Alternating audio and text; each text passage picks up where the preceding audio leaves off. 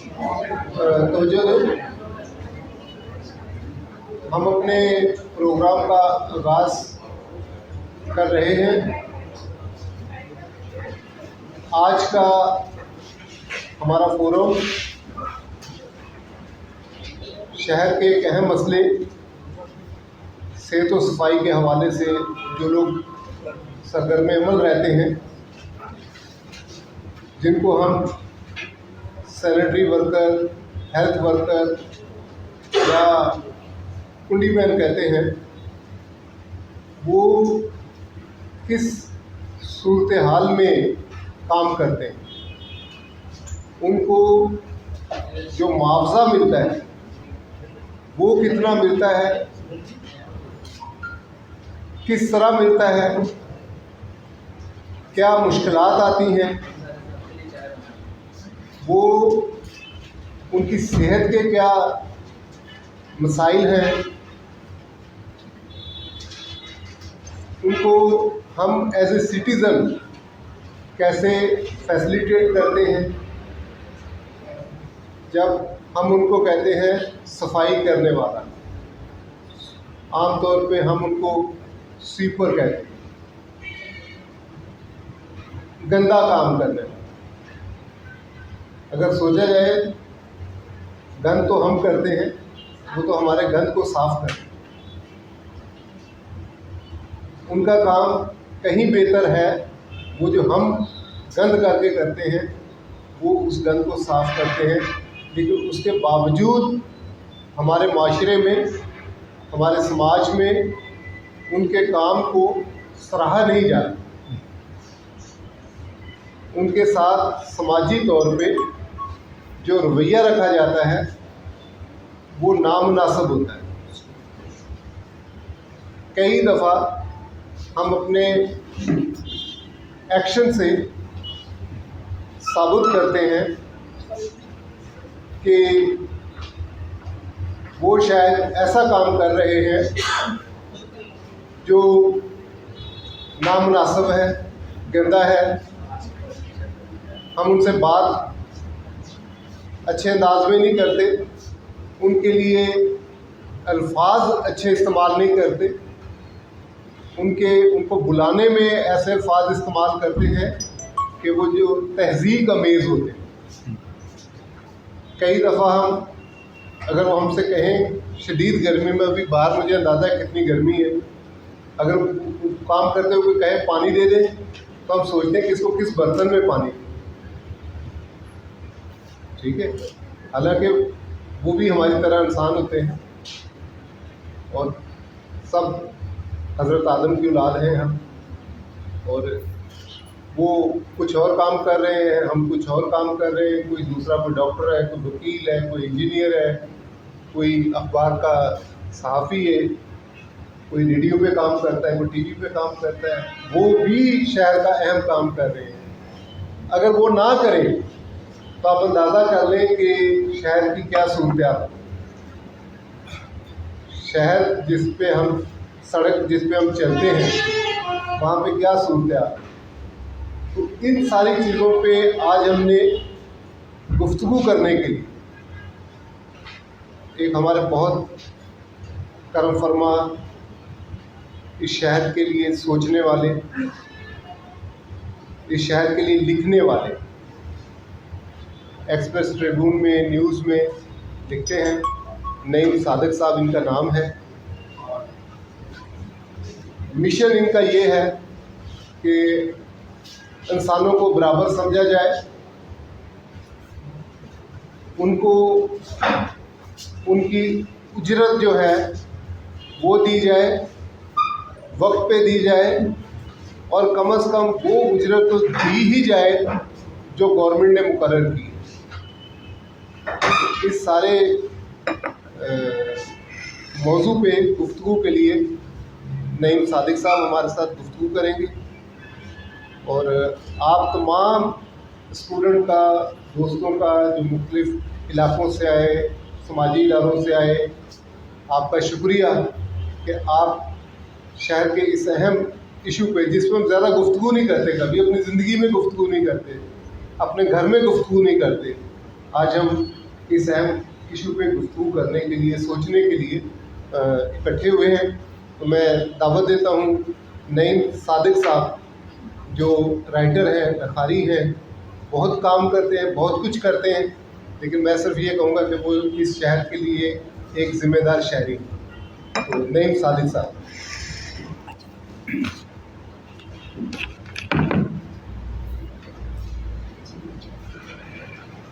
शुक्रिया ज़ाहिद फ़ारूक साहब। फ़ारूक साहब बहुत मेहरबान आदमी हैं और उसके अलावा ज़ाहिद भी हैं। मेरा नाम नईम सादिक है, मैं इस मुल्क का एक आम शहरी हूँ और कुछ चीज़ों में जिसमें कि मुझे इंटरेस्ट है और मैं समझता हूँ कि वो पाकिस्तान के लिए बेहतर हैं, उस पर काम करता हूँ। और उसमें से एक शोबा है जिस पर आज हम गुफ्तगू करेंगे, वो कुछ ऐसे तबकात हैं पाकिस्तान में जो कि निस्बतन बहुत पसमानदा हैं, कुछ कर सकें। उसकी बुनियादी वजह यूँ है कि एक मुल्क तब तरक्की करता है जबकि उसके सबसे कमज़ोर लोग और पसमानदा लोग और गरीब लोगों की ज़िंदगियाँ बेहतर होती हैं, फिर वो मुल्क बेहतर होता है। ऐसे नहीं होता कि उसके अमीर लोग तो और भी अमीर होते चले जाएं। तो अगर वो वाला फार्मूला इस्तेमाल किया जाए तो मुल्क तरक्की नहीं कर सकता। अब पाकिस्तान में बहुत से ज़्यादा परसेंटेज है उन लोगों की जो कि बहुत गरीब हैं और समाजी तौर पर भी और इकनॉमिक तौर पर। इनमें से 3 कैटेगरीज हैं जिनको हमने चूज़ किया है। आपको मेरी आवाज़ क्लियरली आ रही है? नहीं, वो सबसे आखिर वाले साहब से मैं पूछ रहा हूँ। अच्छा, आपके चेहरे के तासुरात से मुझे ख्याल आया कि शायद नहीं आ रही। तो वो जो 3 तबकात हैं वो हैं वो लोग जो पूरे पाकिस्तान में सफाई का काम करते हैं। आप उन्हें सैनिटरी वर्कर कह दें, जैनिटर कह दें, पाकरोग कह दें, फ़ारसी में रुफ्तगर कहते हैं, मगर जो भी कहें इज़्ज़त से उनका नाम लेना लाजमी है। हर शख्स के लिए ये बहुत ज़रूरी है कि हर काम जो हम करें ज़िंदगी में, उसमें प्यार, मोहब्बत और इज़्ज़त लाजमी होनी चाहिए, क्योंकि इसके अलावा इंसानों को एक दूसरे इंसानों से कोई और तरीके से इस्तेमाल नहीं करना चाहिए। तो एक ये तबका हो गया। दूसरा तबका है प्राइवेट सिक्योरिटी गार्ड्स का। ये भी हरी नीली रंग की यूनिफॉर्म पहने बहुत सी जगहों पे आपको दफ्तरों के बाहर, बैंकों के बाहर नज़र आएंगे। तो इनके बारे में भी थोड़ी सी आपकी इजाज़त होगी? जी। अच्छा, इनसे इजाज़त लेना बहुत ज़रूरी है, तो उस पर गुफ्तगू भी थोड़ी सी कर लेंगे। और एक तीसरा तबका है जो कि पाकिस्तान में जो तकरीबन 40,000 पेट्रोल पंप्स हैं उन पर काम करता है। ये जब आप गाड़ी या मोटर बाइक लेके जाते हैं तो जो आदमी आपकी गाड़ी में फ्यूल डालता है, हम उन लोगों का जिक्र कर रहे हैं। उनका मेरा ख्याल है कोई ख़ास नाम तो हमने शायद नहीं रखा हुआ, मगर आप उनको कुछ भी नाम दे दें। ये भी एक तबका है जिसके बारे में 2-4 मिनट की गुफ्तगू आपसे की जाएगी। एक अहम बात यूँ है कि जो 3-4 करने की चीज़ें होती हैं उसमें गुफ्तगू करना सबसे बेकार बात होती है, सबसे कम अहम बात होती है, क्योंकि गुफ्तगू तो वो होती है जो थोड़ी देर में हवा में महलूल हो जाती है। उससे ज़रा सी बेहतर चीज़ है उन्हीं बातों को आप लिख के पब्लिकली बयान कर दें, और उससे भी ज़रा सी बेहतर चीज़ है कि आप उस पर अमल करें। तो बेहतरीन चीज़ है अमल करना।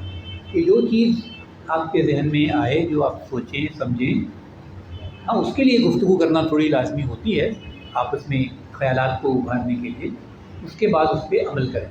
तो मेरी ये उम्मीद है और ख्वाहिश है कि जिस सलूक और मोहब्बत और कोशिश से आप ये बातें बैठ के सुन रहे हैं, शायद आप इन पर जाके कुछ करेंगे वापस जाके। अगर नहीं करेंगे तो मैं आज अपनी डायरी में जाके लिख दूंगा कि मैंने आज वक्त ज़ाया किया URC में। मुनासिब होगा ना? सर आप लिख सकते हैं। आज इसके लिए भी इजाज़त चाहिए, तो इसलिए कि फिर वो उस चीज़ का तो कोई फ़ायदा नहीं होगा ना। तो हर चीज़ जो है वो अगर उसका अल्टीमेट मकसद कुछ करना नहीं है तो फिर बेकार की बात है। क्योंकि मुझे तो डिग्री नहीं चाहिए अभी मज़ीद किसी यूनिवर्सिटी से, जो शायद आप लोगों के लिए एक रिक्वायरमेंट होगी जो कि पढ़ाई कर रहे हैं, मगर उस डिग्री का भी कोई फ़ायदा नहीं है जब तक कि आप उस पर अमल नहीं करेंगे। तो चलिए अब हम शुरू करते हैं इन 3 शोबों के बारे में बात करना। पहला शोबा जो मेरे लिए सबसे मोहतरम है और अहम है वो है सैनिटरी वर्कर्स का शोबा। इनके क्या मसाइल हैं, ये कौन लोग हैं, किस हालत में रहते हैं, हम इनकी कैसे मदद कर सकते हैं, इनकी क्या तकालीफ है। ये इनमें से बहुत सी बातें आपको पहले से पता है क्योंकि आप कोई मरीख से तो आए नहीं हैं, आप कराची में ही रहते हैं और आप रोज़ाना सड़क पे जाते हुए आते हुए और अपने घरों के बाहर कुछ ना कुछ इनको देखते हैं। आपको बहुत अच्छा आइडिया है कि ये कौन लोग हैं और क्या करते हैं। मगर मुझे इस बात को थोड़ा सा एक शिकंजे में लाने की ज़रूरत इसलिए है कि अगर हमने कुछ इन पर काम करना है तो फिर इनको कुछ तरतीब बनानी होगी कि फिर हम किसको लिखें, किसके पास जाएं, उसको जाके क्या कहें। ये सब बातों को जांचने के लिए हमें थोड़ी सी तफसीलात चाहिए होंगी। तो एक बात जो मैंने चलिए पहले मैं ये जिक्र कर दूँ, ये चार्ट आपको नज़र आ रहा है सामने, इस पर कोई पढ़ेगा अगर इस पर क्या लिखा हुआ है, क्योंकि मेरा मुंह तो आपकी तरफ है। अगर आप कोई हिम्मत करके पढ़ेगा इसको कि जोर से कि क्या लिखा हुआ है इस पर। हाँ आगे जी, वेरी गुड। जिनको उधर पीछे से ताकि उनको आवाज़ जाए ना, आपकी आवाज़ तो नहीं जाएगी। उधर खड़े हुए और फिर ज़ोर से बोले ताकि उनको आवाज़ जाए। उधर नहीं अभी जोर से बोले ताकि उनको आवाज़ दे। Justice for janitors. Justice for janitors. और मिशन इनका मिशन जो है रेगुलरिटी, डेली वेज और थर्ड पार्टी कौन है? हाँ इनका मिशन जो है ना 3 टाइप में इन्होंने डिवाइड किया है, रेगुलर और daily veg, third party contractor. अच्छा बस यहाँ रुकिएगा एक मिनट। ये हम ये कहते हैं कि जेनिटल जो हमारे हैं या सैनिटरी वर्कर जो हैं, ये इनकी 3 किस्म की काम एम्प्लॉयमेंट होती है।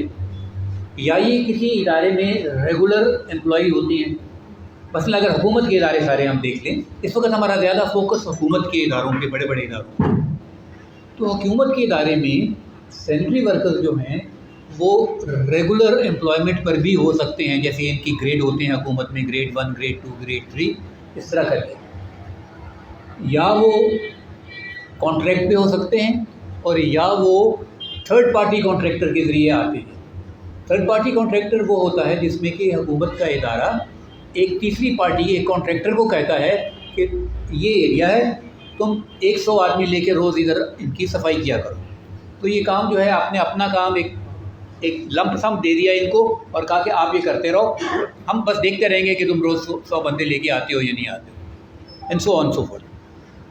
तो इसमें से जो पहली कैटेगरी है रेगुलर एम्प्लॉइज़ की, इनकी तो जो तनख्वाह है वो तो हुकूमत के स्केल के मुताबिक होती है, उसको ना कोई घटा सकते हैं ना कोई बढ़ा सकते हैं, तो वो ठीक होती है और वो शायद शुरू ही 25,000 से ऊपर होती है, तो और अक्सर 2-4 सालों 5 सालों के बाद उनकी तनख्वाह 30, 35, 40 तक चली जाती है।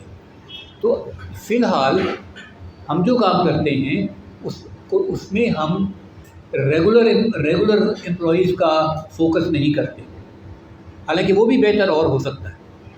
हम फोकस करते हैं उनके ऊपर जिनको हुकूमत के महकमों में कॉन्ट्रैक्ट के तौर पर और या थर्ड पार्टी कॉन्ट्रैक्टर के तौर पर से लिया जाता है। तो ये है हमारा फोकस इम्प्रूवमेंट करने के लिए। आगे क्या बोलेंगे? For all engineers of Pakistan, I have a minimum wage. अच्छा, तो इनके बारे में हम क्या चाहते हैं? इनके बारे में हम ये चाहते हैं कि इनको मिनिमम वेज मिले। आपको मालूम है पाकिस्तान में मिनिमम वेज क्या होती है? 55. जी 25। ये आपने कहाँ से सुना? जी सिंध गवर्नमेंट की एक नोटिफिकेशन ज़रूर है इस बात के ऊपर, जो कि इस वक्त नलीफाई हुई है, सस्पेंडेड हुई है जी। इसके अलावा अगर पीछे से कोई मुझे बताएंगे, स्टूडेंट कोई मुझे बताएगा कि आपके ख्याल में क्या है मिनिमम वेज? 18,000 जी नहीं, मिनिमम वेज अराउंड नहीं होती है, मिनिमम वेज एक नंबर होता है। अच्छा चलिए कोई बात नहीं, इसका मतलब है कि आपको कुछ आइडिया है मगर मुख्तलिफ इराज का, मुख्तलिफ सूबों में मुख्तलिफ। अच्छा मुख्तलिफ। तो पाकिस्तान में जो फेडरल गवर्नमेंट है, पंजाब है और बलूचिस्तान है, वहाँ पे 20,000 है। फ्रंटियर में KPK में 21,000 है।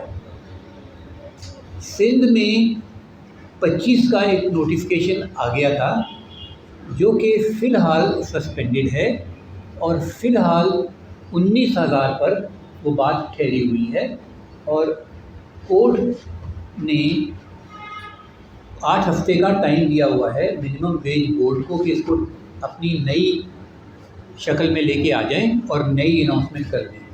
तो ख़्याल ये है कि कुछ दिनों तक ये 19 से बढ़ के 20, 22, 23 या कोई फिगर जो भी वो अनाउंस करेंगे वहाँ पहुँच जाएगी। इन एनी केस अगर वो 19 की है यहाँ पर, तो फिर यहाँ पे जो भी आदमी हैं उनको 19 मिलनी चाहिए। यस या नो? यस। तो क्योंकि ये कानून है ना, ये कोई आपका या मेरा पर्सनल कानून नहीं है, ये हुकूमत का कानून है कि हर शख्स को कम से कम, ज़्यादा मिल सकती है मगर कम से कम ये तनख्वाह मिलनी चाहिए। मगर आज के दिन, आज सुबह मुझे एक नवाबशाह से लेटर आया है, अगर मेहरबानी से अपने फ़ोनों को उनकी खामोशी की हालत में ले जाइएगा तो बेहतर होगा। वो जो ख़त है नवाबशाह से, वो उसमें लिखा है कि हम नवाबशाह की म्यूनिसिपल कमेटी में काम करते हैं एज सैनिटरी वर्कर्स और हमारी तनख्वाह 10,500 रुपये। आप हमारी मदद करें। तो ये तो नहायत ही गैर इंसानी तनख्वाह हो गई ना। वैसे भी आप किसी को 10,000 रुपये दे के, उसके कोई बच्चे होंगे, उसको कोई घर में रहना होगा, उसका खाना पीना, आना जाना, कपड़े पहनने वगैरह वगैरह, ये तो मुमकिन है नहीं। तो ये एक जुल्म और एक्सप्लॉयटेशन और स्लेवरी, ये उस तीनों कैटेगरीज में आता है। तो ये जो मैंने आपको तनख्वाह बताई है 10,500, ये कोई यूनिक नहीं है। कई और म्यूनिसिपैलिटीज़ हैं पाकिस्तान में जहाँ पे इसी किस्म की तनख्वाह, किसी को 10, किसी को 12, 15, 17 इस रेंज में ये तनख्वाह मिल रही है। हैदराबाद भी जी, हैदराबाद में इस महीने 19 मिली है उनको, अभी जो कुछ दिन पहले हैदराबाद म्यूनिसिपल कमेटी में। तो क्या हमें पाकिस्तान के शहरियों की हैसियत से, जो कि ज़रा से बेहतर तालीम याफ्ता हैं, आप बुरा तो नहीं मना रहे ना, खड़े हो? नहीं। खड़े रहे, अच्छा रहे थोड़ा से। तो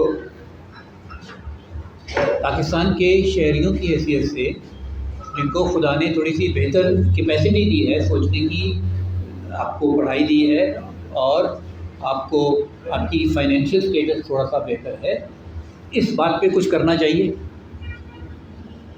गुफ्तगू के अलावा। बहुत शुक्रिया, बहुत शुक्रिया। ये कहना नहीं, आवाज़ तो बहुत कम लोगों की है। कोई बात नहीं, मैं क्योंकि ये सियासी जलसा तो है नहीं है, मैं नहीं चाह रहा कि आप सारे दौर पे कुछ कह दें, मगर जब तक आप समझ रहे हैं तो मैं खुश हूँ आपसे, ठीक है? अच्छा, EOBI, ये EOBI क्या चीज़ है? जैसे 60 अबव इंसान हो जाए तो वो एक प्राइवेट इदारा है, तो 60 साल की उम्र के बाद उनको पे करता है। ठीक है, ठीक है, आपकी बात सही है। ये प्राइवेट इदारा नहीं है, ये हुकूमत का इदारा है। अच्छा, ये हुकूमत का इदारा है और ये हमारे मुल्क का निज़ाम है कि हर शख्स जो काम करे उसकी तनख्वाह का कुछ हिस्सा 5-6% उसका जो एम्प्लॉयर है जिसने उसको रखा हुआ है वो जमा कराता रहे हर महीने उस डिपार्टमेंट में जिसको EOBI कहते हैं, ताकि जब ये बंदा काम करने वाला 60 साल का हो जाए तो इसको कुछ पेंशन दी जा सके। क्या ये मुनासिब बात है या नहीं? क्योंकि अगर ये मुनासिब बात नहीं है तो वो बंदा जब 60 साल का हो गया, सारी उम्र भी उसको 10,000 रुपये मिलते रहे, वो तो एक पैसा भी नहीं बचा सका। जब वो 60 साल का हो गया तो वो तो मजबूर और मजलूम हो जाएगा, क्योंकि उसको अपनी फैमिली के ऊपर यहाँ आ जाएगा।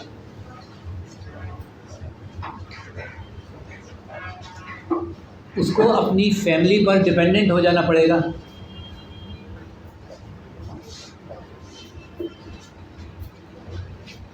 Very good, very good.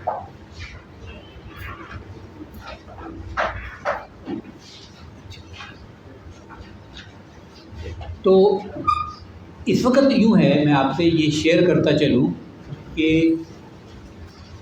इस वक्त पूरे पाकिस्तान में जो हुकूमत के कॉन्ट्रैक्टेड और थर्ड पार्टी कॉन्ट्रैक्टर के जो जैनिटर्स हैं या सैनिटरी वर्कर्स हैं, इनमें से किसी का EOBI नहीं है।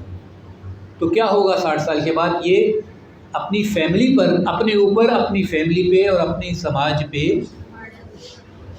बोझ बन जाएंगे। बिल्कुल सही कह रहे हैं आप। उनकी इज़्ज़त नफ्स जो है वो भी टूटेगी, क्योंकि उनको आप किसी न किसी के आगे हाथ फैलाना होगा।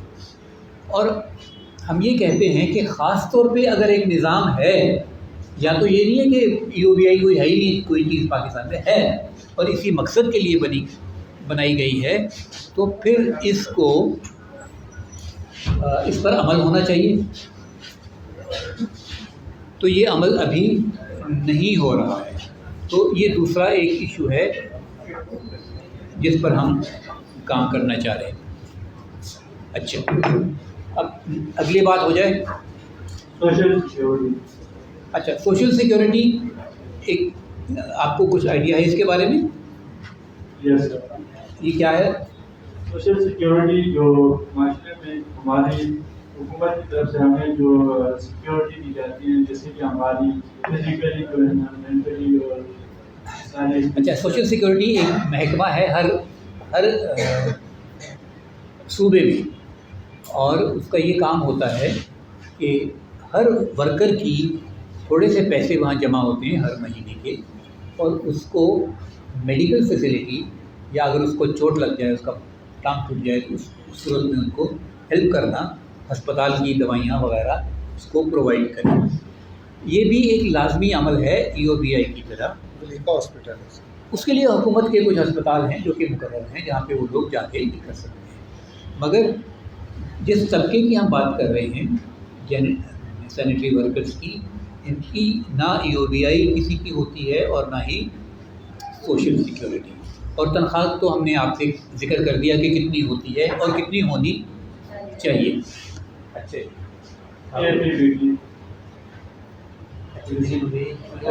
अपॉइंटमेंट लेटर एक देखने में तो बड़ी हार्मलेस जैसी चीज़ है। ये ख़त है कि अपॉइंटमेंट के वक्त किसी को दिया जाता है कि आप हमारे यहाँ मुलाजिम हैं और आपका ये काम होगा, ये ड्यूटी आवर्स होंगे, ये तनख्वाह होगी, इस किस्म की कुछ बातें उसमें लिखी होती हैं। मगर जिस तबके की हम बात कर रहे हैं, इसको किसी को अपॉइंटमेंट लेटर नहीं होता, फिर विद द रिज़ल्ट के इनका कोई नाम नहीं हो शुमार होता किसी जगह पे। कोई इनको कल कह सकता है कि आप मत आइए यहाँ पे। अगर इनसे कहा जाए कि आप नहीं 8 घंटे के बजाय नहीं 12 घंटे काम कर लें तो इनको वो करना पड़ जाएगा जाता है। तो देयरफॉर इनकी जो टर्म्स हैं वो कहीं लिखी हुई नहीं है। तो ये एक दूसरा शोबा है जिसके लिए हम पुश कर रहे हैं कि आप इस हर बंदे को एक अपॉइंटमेंट लेटर दें ताकि हुकूमत की मर्ज़ी ज़ाहिर हो जाए कि हम ये कौन लोग हैं। पहले तो पहचान हो जाए कि हमने अब्दुल करीम को ये ख़त दिया है कि तुम्हारा ये काम होगा, तुम इस तारीख से मुलाजिम हो इतने दिन। और फिर हम उनसे ये भी कह सकें कि अगर 90 दिन गुजर गए तो फिर इन लोगों को आप कच्चा नहीं रख सकते, फिर ये परमानेंट होना, क्योंकि हुकूमत का ही कानून है, हमारा नहीं है कि आप एक ख़ास लिमिट के बाद सारी उम्र के लिए आप उसको कच्चा नहीं रख सकते। कच्चा तो तब रखते हैं कि अगर कोई एक वन टाइम छोटा जैसा कोई काम हो कि भाई ये सारे पंखे उतरवाने हैं तो इन्होंने एक कच्चे काम के लिए किसी को 1 हफ़्ते के लिए रख लिया, वो तो समझ में आती है। पर अगर इनका काम ही पंखे उतरवाना है सारी उम्र तो फिर आप ये परमानेंट नहीं रखना लाजमी होता है। तो ये एक नेक्स्ट लेवल है जो कि हमारी डिमांड है या हमारी पुश है या कोशिश है कि इस तरीके से हो जाए। Safety and work condition. अच्छा, अब ये पाकिस्तान में बहुत कम लोगों को मालूम है कि दुनिया में जब भी कोई काम किया जाता है या शुरू किया जाता है तो उसकी जो पहली शर्त ये होती है कि क्या यहाँ सेफ्टी का निज़ाम है या नहीं है। सेफ्टी से मुराद बहुत सी चीज़ें आती हैं, उसमें हेल्थ भी शामिल होती है।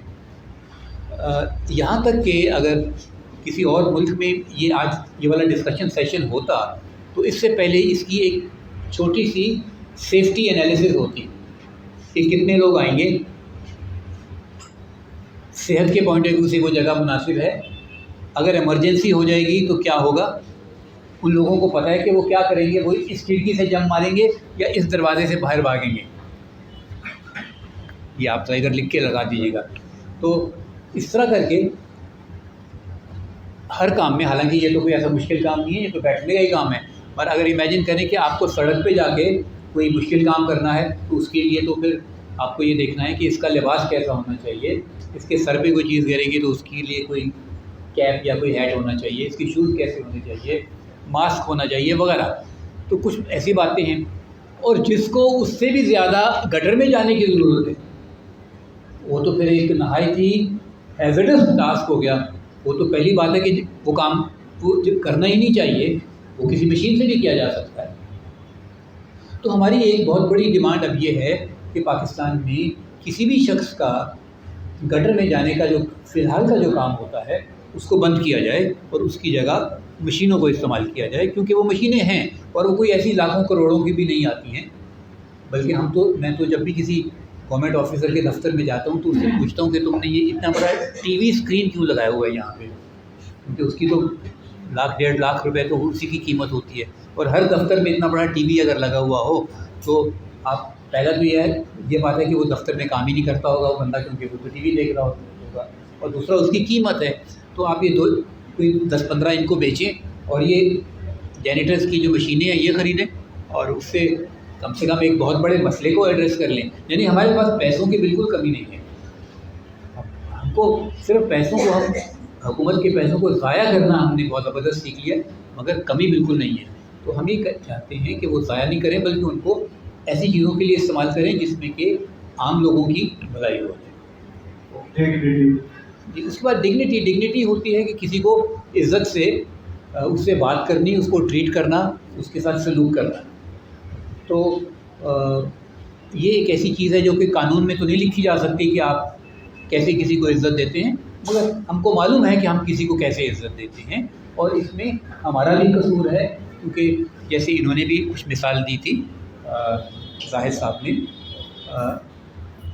हमारा ये ख्याल है कि हमें इस गुफ्तगू के बाद जब भी हम किसी सैनिटरी वर्कर को देखें, अगर हम उसके लिए कुछ भी नहीं कर सकते तो हम उसके लिए ये कर सकते हैं कि उसको बोलें अस्सलाम वालेकुम, क्या हाल है आपके, मैं क्या कर सकता हूँ आपके लिए, अगर कुछ आप उसके लिए कुछ कर सकते हैं।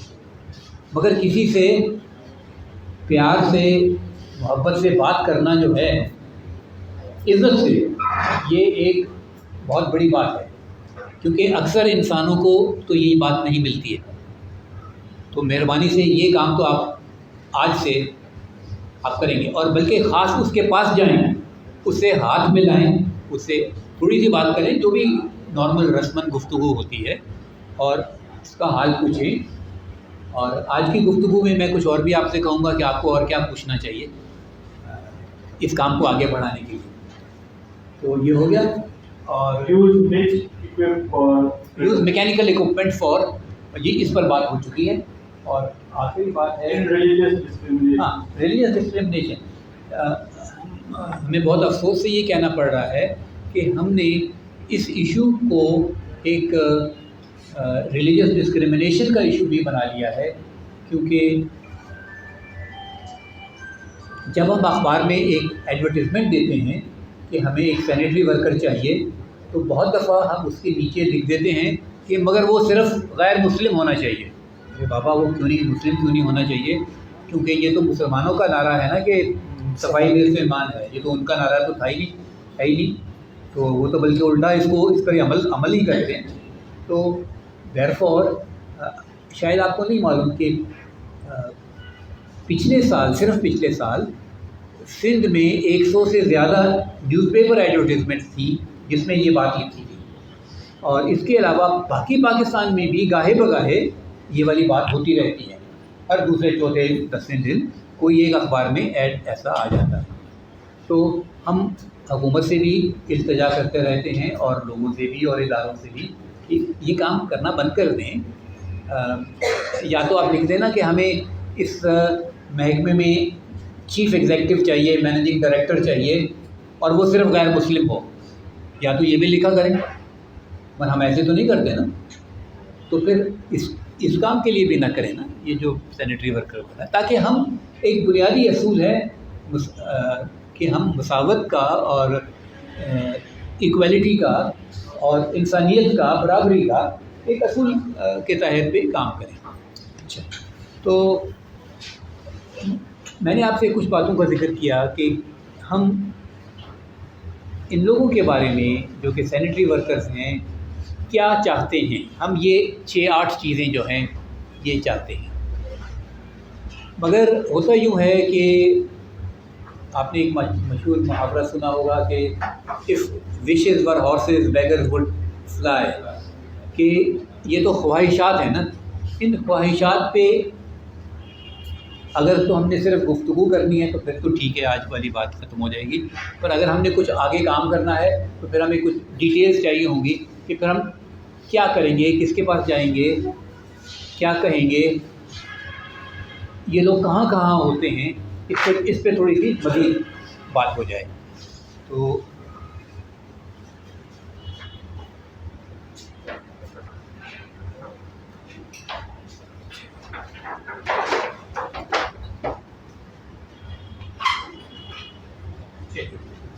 अब ये लोग जो हैं ये कौन लोग हैं और कहाँ काम करते हैं। अच्छा,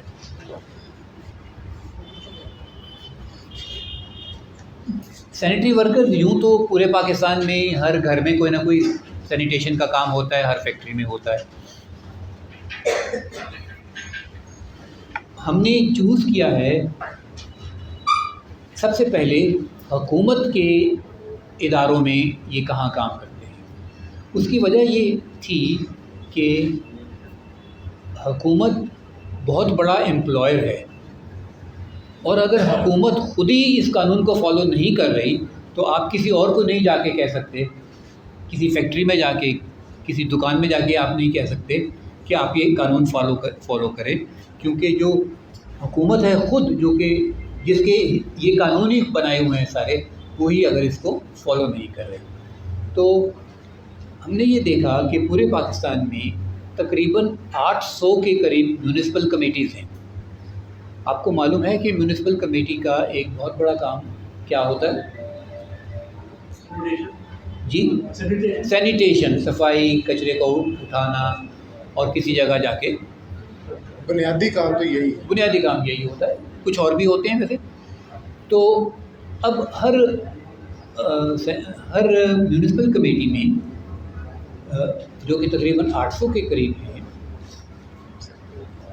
100, 125, 200, 500, 1000 सैनिटरी वर्कर्स होते हैं, डिपेंडिंग कि वो कितनी बड़ी है।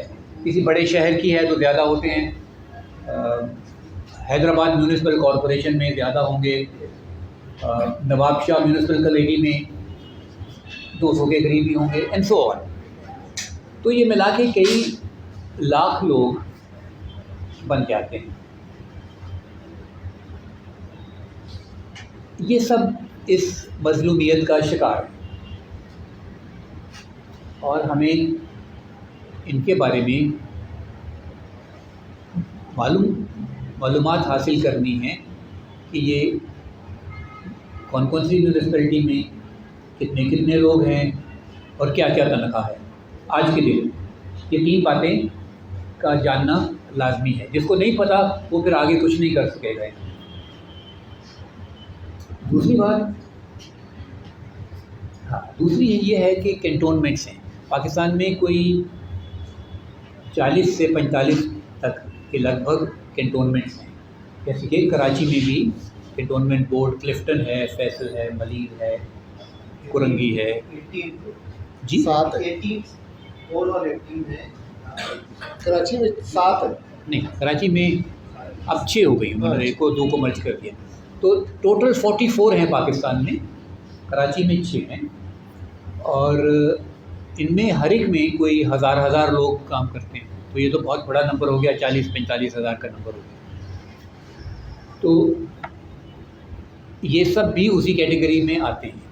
इनके साथ थोड़ा सा आपको मैं बताता चलूँ कि क्योंकि हम पिछले 4-5 साल से इन पर हमने फोकस किया हुआ था और एक सिंध हाई कोर्ट में एक केस भी कर दिया था कि इनकी जो तनख्वाहें हैं वो कम हैं। तो अब उन्होंने ये फ़ैसला किया है, ये बहुत रीसेंट फ़ैसला है, कोई 2 महीने का, 1.5 महीने का, जिसमें पूरी कैंटोनमेंट्स में अब उन्होंने ऑर्डर जारी कर दिया है कि सब कैंटोनमेंट जो हैं वो अपनी जैनिटर्स की तनख्वाह, जो कि कहीं 15-17 ऐसे मिल रही थी, वो 20,000 कर दें और उनको 4 छुट्टियां भी हर महीने मिला करें। ये बात जो है ये तय हो चुकी है। और अब हमने ये देखा कि कराची में, क्योंकि हम इनको फिज़िकली जाके चेक कर सकते हैं, ये 6 की 6 में 20,000 हो चुकी है। तो ये एक एरिया है जिसमें हमें पिछले 4-5 साल में बहुत अच्छी कामयाबी हो गई है और हम बहुत खुश हैं। और हम ये चाहते हैं कि इसी चीज़ को आगे भी हम लेके बाकी इदारों में भी चलें ताकि वहाँ भी ये बात हो। और सॉलिड वेस्ट। अच्छा, फिर ये है कि solid waste management. Solid waste management एक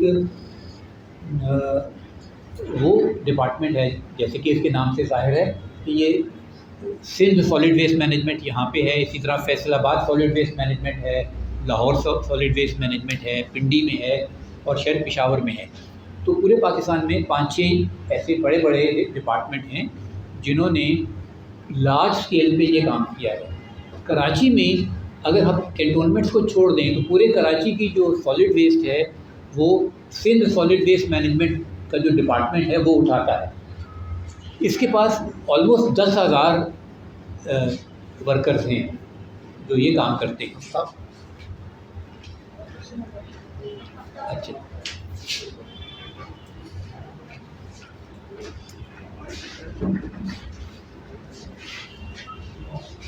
अच्छा जी, आपकी इजाज़त है, शुरू कर दिया जाएगा। तो सिंध सॉलिड वेस्ट मैनेजमेंट क्योंकि हमारे नज़दीकी है कराची में, तो इसको हमने पिछले सालों से बहुत गौर से देखा है। इसका दस्तूर ये है कि नाम तो इसका है सिंध सॉलिड वेस्ट मैनेजमेंट की, जैसे कि हम खुद इस काम को करेंगे, पर इन्होंने ये सारे का सारा ठेका जो है ये चाइनीज़ को दे दिया है करने को। जैसे कि हमें तो नहीं मालूम कि झाड़ू क्या चीज़ होती है और सफाई क्या चीज़ होती है, तो चाइनीज़ भी बहुत चालाक हैं, वो खुद तो आके सफाई नहीं करेंगे, उन्होंने यहाँ पर लोकल कॉन्ट्रैक्टर्स रख लिए, बड़े बड़े लोगों को 10-12 लोकल कॉन्ट्रैक्टर्स रख लिए, उनसे कहा कि आप अपने अपने 1-1, 2-2 हज़ार बंदे लेके आया करें। तो कराची जो है उसकी एक अजीब मुसीबत है कि कहने को तो वो सिंध सॉलिड वेस्ट मैनेजमेंट का काम है, मगर ठेका है चाइनीज़ का, और चाइनीज़ ने मज़ीद ठेका कर दिया पाकिस्तानी कॉन्ट्रैक्टर्स को, उन्होंने मज़ीद ठेके से लोकल लोगों को इकट्ठे करके, और उनको जो तनख्वाह मिलती है वो है 15,000। तो कराची में जी डेली वेजेस है। 15,000 की बात कर रहा था सिंध सॉलिड वेस्ट मैनेजमेंट की, जी। 15,000 सैलरी भी मिलती है और वो भी बहुत अरसे बाद मिलती है। जी जी जी जी इस मंथ की भी अगले 15 दिन जी, बाद आप बिल्कुल सही कह रहे हैं, बिल्कुल सही कह रहे रंगी हैं। टाउन में 500 रुपये रोज़। हाँ, तो ये है इनका हिसाब। जैसे इन्होंने हमारे दोस्त ने कहा कि न सिर्फ 15 मिलती है बल्कि वो भी टाइम पे नहीं मिलती, और अक्सर 10-15 रोज़ के बाद मिलती है। तो ये भी एक जुल्म की बहुत बड़ी कैफियत है। हालांकि ये सब एक लिहाज से सरकारी लोग हैं, क्योंकि सिंध सॉलिड वेस्ट मैनेजमेंट तो सरकारी इदारा है ना। अच्छा, वो भले किसी को भी ठेका दे। अच्छा, एक बात जो मैं आपसे फर्दर क्लैरिफाई करूं कि ये ठेके का निज़ाम या इसमें क्या होता है। जो कानून है वो ये कहता है कि अगर आप अपने कामों को ठेके पे दे दें, जो कि आप दे सकते हैं, तो फिर जो ठेकेदार जो वर्कर लेके आएगा उस पर वो सारे कवानीन लागू होंगे जो आपके मुल्क के कवानीन हैं। मसलन आप 14 साल का बच्चा नहीं ला सकते, मसलन आप मिनिमम वेज से कम तनख्वाह नहीं दे सकते। इसके अलावा जो भी और कानून है, EOBI का कानून है, SSC का कानून है। तो ये एक बहुत बड़ा तीसरा एरिया है। पहला मैंने आपसे कहा था म्यूनिसिपल, ये मुझे लगता है कि आपने कुछ ख़ास काम किया है इसके लिए। Team work. हाँ, टीम वर्क किया है, मगर ऐसे नहीं होना कि ये सब डिसअपॉइंट होके चले जाएंगे। ओके, तो ये है कहानी सीवरेज की। इसके अलावा एक और बहुत बड़ा एरिया है जहाँ पे सैनिटरी वर्कर्स काम करते हैं, वो है हुकूमत के बड़े बड़े इदारे, मसलन एयरपोर्ट्स। पाकिस्तान में बहुत से एयरपोर्ट्स हैं, 20-25 एयरपोर्ट्स हैं। हर एयरपोर्ट पे 1000, 2000, 500 डिपेंडिंग ऑन कितना बड़ा वो एयरपोर्ट है, लोग काम करते हैं। तो इन पर कुछ पेशरफ्त, क्योंकि इन पर भी हम कुछ सालों से काम कर रहे हैं, तो पेशरफ्त हुई है। इस तरीके से पेशरफ्त हुई है कि सिविल एविएशन के नीचे आते हैं एयरपोर्ट्स। तो सिविल एविएशन ने मान लिया है, पहली तो बात मुसीबत ये होती है कि वो मान लें कि वाकई इनको मिनिमम वेज देनी भी है या नहीं देनी, क्योंकि जो बरसों से 10,000 दे रहा है उसके जहन में बड़ी मुश्किल से ये बात आती है कि नहीं, उसको तो 20,000 देने हैं क्योंकि मिनिमम वेज है। तो सिविल एविएशन ने एग्री कर लिया है, और बहुत से एयरपोर्ट्स पर जो हमने अभी चेक किया है 20-20 हज़ार तनख्वाह हो चुकी है, और कुछ की अभी हमें पूरी तरह इंफॉर्मेशन जो दूर दराज के एयरपोर्ट्स हैं वो नहीं आई। हम लोग जब काम करते हैं तो फिर हम सिर्फ इस बात से हमें इंटरेस्ट नहीं है कि वो इदारा मान ले, बल्कि हमें इससे भी इंटरेस्ट है कि वो वाकई उधर लोगों को तनख्वाह देना शुरू कर दे। तो वो जो सेकंड स्टेप होता है उसके लिए हमें फिर लोगों से पूछना पड़ता है या जाना पड़ता है या भेजना पड़ता है किसी को वेरीफाई करने के लिए। तो ये बहुत लाजमी है कि वो बात पक्की हो कि वाकई उनको तनख्वाह मिल रही है। अच्छा, इसी तरह हुकूमत के जितने बड़े अस्पताल हैं, अब कराची में देखिए JPMC सबसे बड़ा अस्पताल है, सिविल हॉस्पिटल है, इस तरह के और बड़े बड़े हुकूमत के इदारे हैं, कार्डियो वस्कुलर है, जी जी। अच्छा, इनमें इस वक्त आज के दिन तक अब ये भी सब मान गए हैं कि हम अपनी तनख्वाह 20,000 कर दें, और इनमें से कुछ ने, JPMC ने 20,000 तनख्वाह कर दी है, which is again a very good thing. सिर्फ अब हम उनसे ये कह रहे हैं कि आप इनको 4 छुट्टियाँ भी तो दो ना, क्योंकि ये पूरा जो एक किसी वर्कर का पैकेज है, देखिए उसमें सिर्फ तनख्वाह नहीं होती, उसमें 4 छुट्टियाँ लाजमी है, उसमें जो टाइम है वो सिर्फ 8 घंटे होना चाहिए, उसमें EOBI, उसमें सोशल सिक्योरिटी होनी चाहिए, और उसमें उसको मेडिकल लीव होनी चाहिए, क्योंकि अगर वो एक दिन बीमार हो जाता है तो ये लोग उसकी तनख्वाह काट लेते हैं, एक दिन की तनख्वाह। 2 दिन बीमार हुआ, 2 दिन की तनख्वाह। भाई बीमार होना तो लाजमी है, हम सब बीमार नहीं होते हैं। 4 छुट्टियां इतवार के अलावा नहीं, इतवार की छुट्टी मिला के 4 छुट्टियाँ, वो तो फिलहाल तो वो भी नहीं दी जाती ना, तो इसलिए क्योंकि अस्पताल को तो पूरा महीना काम करना होता है। तो देयरफॉर बहुत से इदारे ऐसे हैं जिसका भी मैं आपसे जिक्र करूँगा आहिस्ता आहिस्ता, जो कि अपने लोगों को वो वाली 4 छुट्टियाँ भी, जिसको वीकली हॉलीडे दुनिया में कहा जाता है, जो कि संडे की होती है या जो भी छुट्टी का दिन हो, तो वो नहीं दी जाती है। वो लाजमी है क्योंकि उस इंसान ने अपने घर में जाके बीवी बच्चों की शक्ल भी देखनी होती है और कुछ घर के काम भी करने होते हैं। Okay, What tool do we use to push for change to develop organized small community groups? अच्छा नहीं, अभी आप पढ़ने की जरूरत नहीं है, अभी मैं इस बात को ज़रा ख़त्म करके थैंक यू, आई विल, आपका हो गया, मिशन पूरा हो गया। ओके, एक पंखा शायद बहुत तेज़ आपने कर दिया, जैसे इशू हो गया था। मैं कम करूँ, पंखा बंद कर दे। थोड़ी देर के लिए परेशानी है, लेकिन गुफ्तगू सुन ले ज़रा ध्यान से। चले सर। अच्छा जी, तो अब एक नेक्स्ट सवाल फिर ये उठता है कि अगर ये वाले हालात हैं, ये इनकी तनख्वाहें हैं, ये इनके कामी वर्किंग कंडीशंस हैं और ये इन महकमों में लोग होते हैं, तो नेक्स्ट स्टेप आपको क्या करना है? हम लोग तो ये करते हैं कि हम उन सब महकमों के पास जाते हैं और उनसे ये कहते हैं कि देखिए ये कानून है, ये आपके लोग हैं, आप इनकी तनख्वाह ठीक करें। हम उनको लिख के देते हैं, अगर वो नहीं करने पाते तो फिर हम उनके जो हायर ऑफिसर्स हैं, मसलन चीफ़ मिनिस्टर है, चीफ़ सेक्रेटरीज़ हैं, उनको बोलते हैं जाके।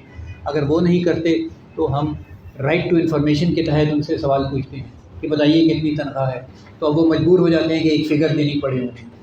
अगर उस पर जवाब नहीं मिलता तो हम उनकी शिकायत इंफॉर्मेशन कमीशन को करते हैं, कभी ओम्बुड्समैन के पास जाते हैं। तो हमने 15-20 रास्ते तैयार किए हुए हैं जिससे हम उन इदारों के ऊपर सिस्टमेटिकली काम करके, जब तक कि वो एंड में आके तंग आके कहते हैं कि यार ये तो बात तो ये सही कह रहे हैं ना, अब इसमें हमारा क्या जाता है, क्योंकि पैसे तो उन्होंने जेब से किसी ने नहीं देने होते, वो तो हुकूमत के ही पैसे उनको देने होते हैं, मगर वो इस बात पर भी कंजूसी करते हैं कि इनको न दिया जाए।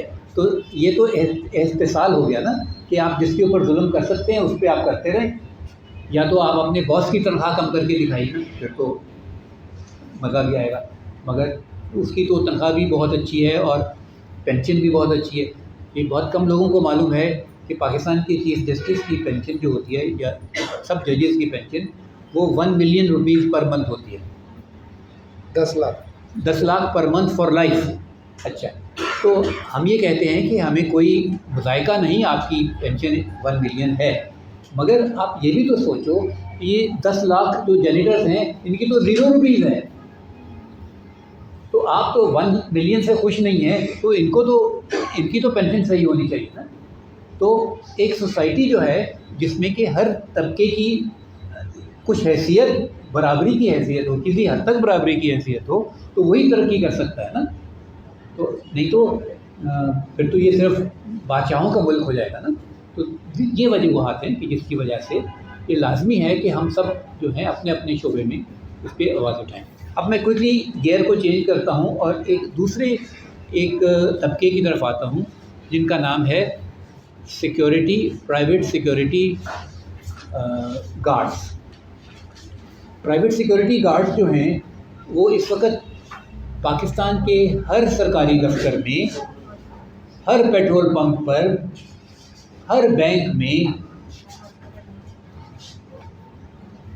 खड़े होते हैं। ये आपको मालूम है इस बात का?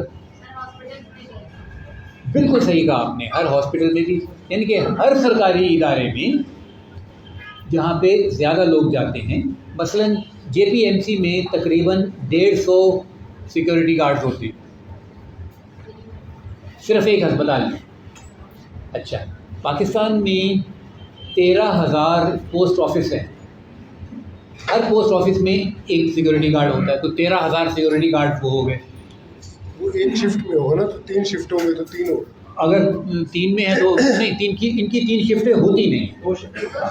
ये वो मजलूम लोग हैं जो कि जिनकी ड्यूटी बाय डेफिनेशन ही 12 घंटे है, ठीक है। तो चलो 2 भी शिफ्टें हैं तो फिर 26,000 होंगे, मगर 13,000 तो है ही है ना अगर पोस्ट ऑफिस में रात के टाइम कोई कार्ड नहीं होता। फिर हमारा एक महकमा है जिसको नेशनल सेविंग ऑर्गेनाइजेशन कहते हैं, जो कि ये सर्टिफिकेट जो होते हैं बैबोल सर्टिफिकेट्स और वगैरह जो होते हैं सेविंग सर्टिफिकेट्स, इनकी 372 ब्रांचेस हैं पाकिस्तान में और इनके पास 1270 सिक्योरिटी गार्ड्स हैं पूरे पाकिस्तान में। 1270 सिक्योरिटी गार्ड हैं और पहले तो कई साल तक जब हम इनके पीछे पड़ रहे तो ये मानते ही नहीं थे। पहले कहते थे कि ये हमारे थोड़ी हैं, वो तो सब कॉन्ट्रैक्टर के हैं ना। तो ज़ाहिर बात है वो तो कॉन्ट्रैक्टर के ही होते हैं, किसी कंपनी के होते हैं, मगर कानून ये कहता है कि अगर वो आपके पास परमानेंट काम करते हैं तो फिर आपकी जिम्मेवारी है कि उनकी जो टर्म्स एंड कंडीशंस हैं उनको लीगल उनकी हैसियत को कायम रखें। तो इनके मसाइल कुछ यूँ हैं बहुत सादा तरीके से। एक, इनकी ड्यूटी है 12 घंटे। 2, इनका काम है 30 दिन हर महीने, 30 days 12 hours a day। तीसरा, no EOBI, no social security, no leave. अगर एक दिन वो छुट्टी करे तो उसकी 2 दिन की छुट्टी कटती है। ओके, तो ये तो जो 200 साल पहले अमेरिका में स्लेवरी होती थी, ये उससे भी उसकी एक किस्म की निस्बत की एक किस्म है ये। तो इनकी जो तनख्वाह है वो इस वक्त 12,000 से लेके 20,000 के दरमियान है, क्योंकि ये मुख्तलिफ सिक्योरिटी कंपनीज हैं। जो कुछ बेहतर वाली हैं वो थोड़ी ज़्यादा तनख्वाह देती हैं, जो कि थोड़ी सी रूरल एरियाज़ में काम करती हैं वो कम तनख्वाह देती हैं।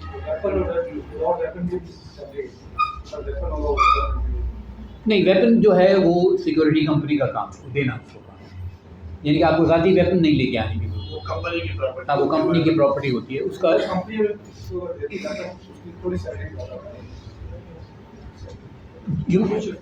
हाँ, मगर लेटर से कि जितने भी सिक्योरिटी गार्ड्स हैं वो जहाँ भी काम करते हैं इनकी तनख्वाह 10 और 20 के दरमियान है और 12 घंटे ड्यूटी है। और